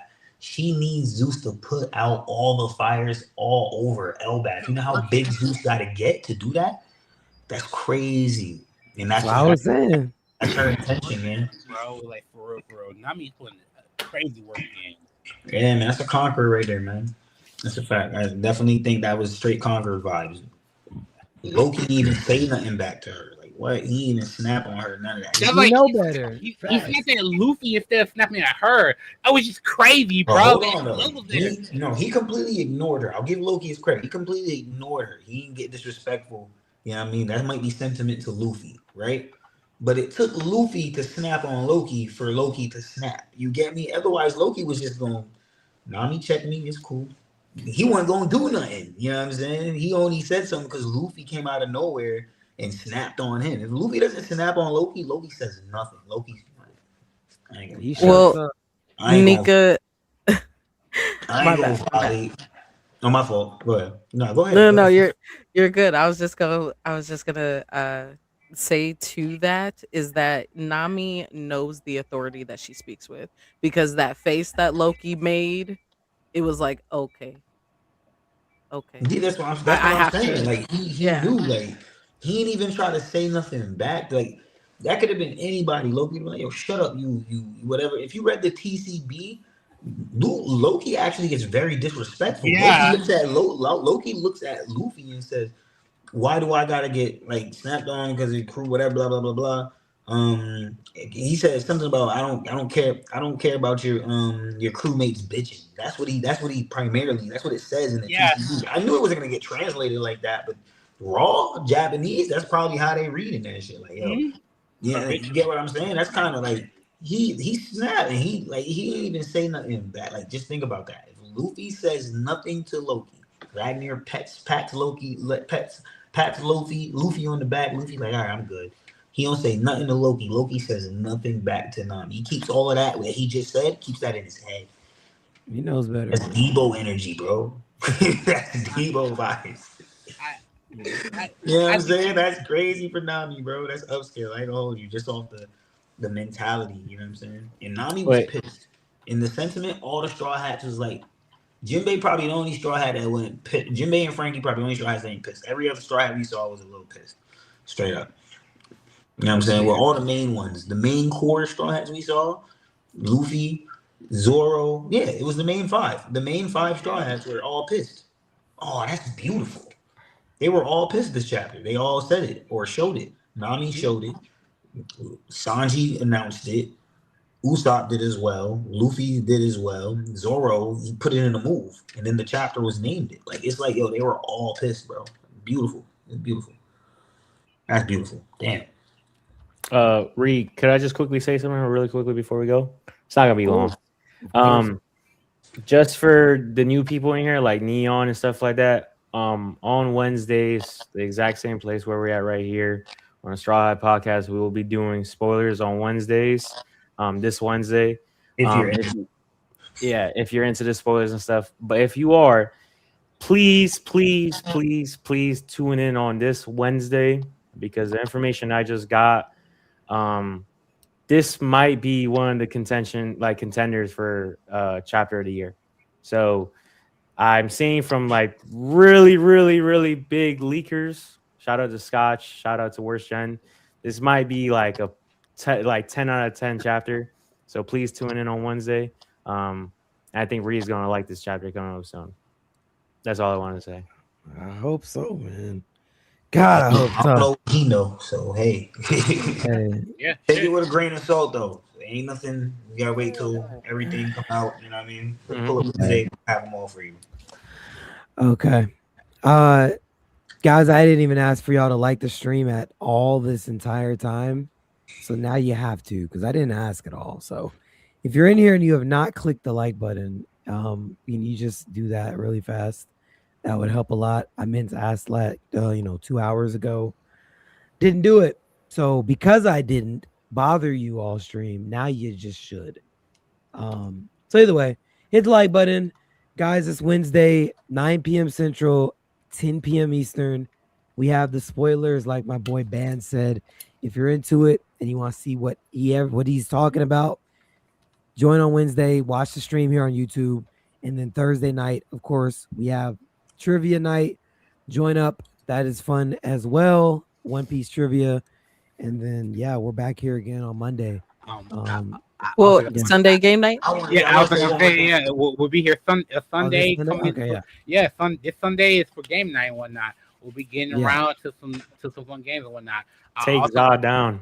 Yeah, I also like to say, for those people who are letting into it, I would love to run a One Piece D&D game for those who will be interested. Please do DM me. I'd love to get into that. I will literally teach you how to run D&D and everything like that. I got you on everything when it comes to the booklets and everything like that. I will teach you and everything like that. I would love to run that if y'all will be interested in that. Please DM me if you are interested. Yep. Here's my official DM. Boom. Remember, same here. There you go. Boom. Same. Boom. I sent it. Sign us all up. Bet. Then it could be us 6. I mean, it could be us. I could have y'all 5. Legitimately, that'd be fine for me. That'd be enough for me. Never mind. Then my DMs are closed now. All right. Yeah, if you're not in the Discord, the link has been rolling through here. So make sure y'all hit the link for the Discord. That's where we play the games on every other Sunday night. Gravity, I see it. I will check the DMs right after we get off stream. Y'all have a great week, man. I'll catch y'all on Wednesday, Thursday, and Monday. Peace. Y'all have a good week. See y'all later.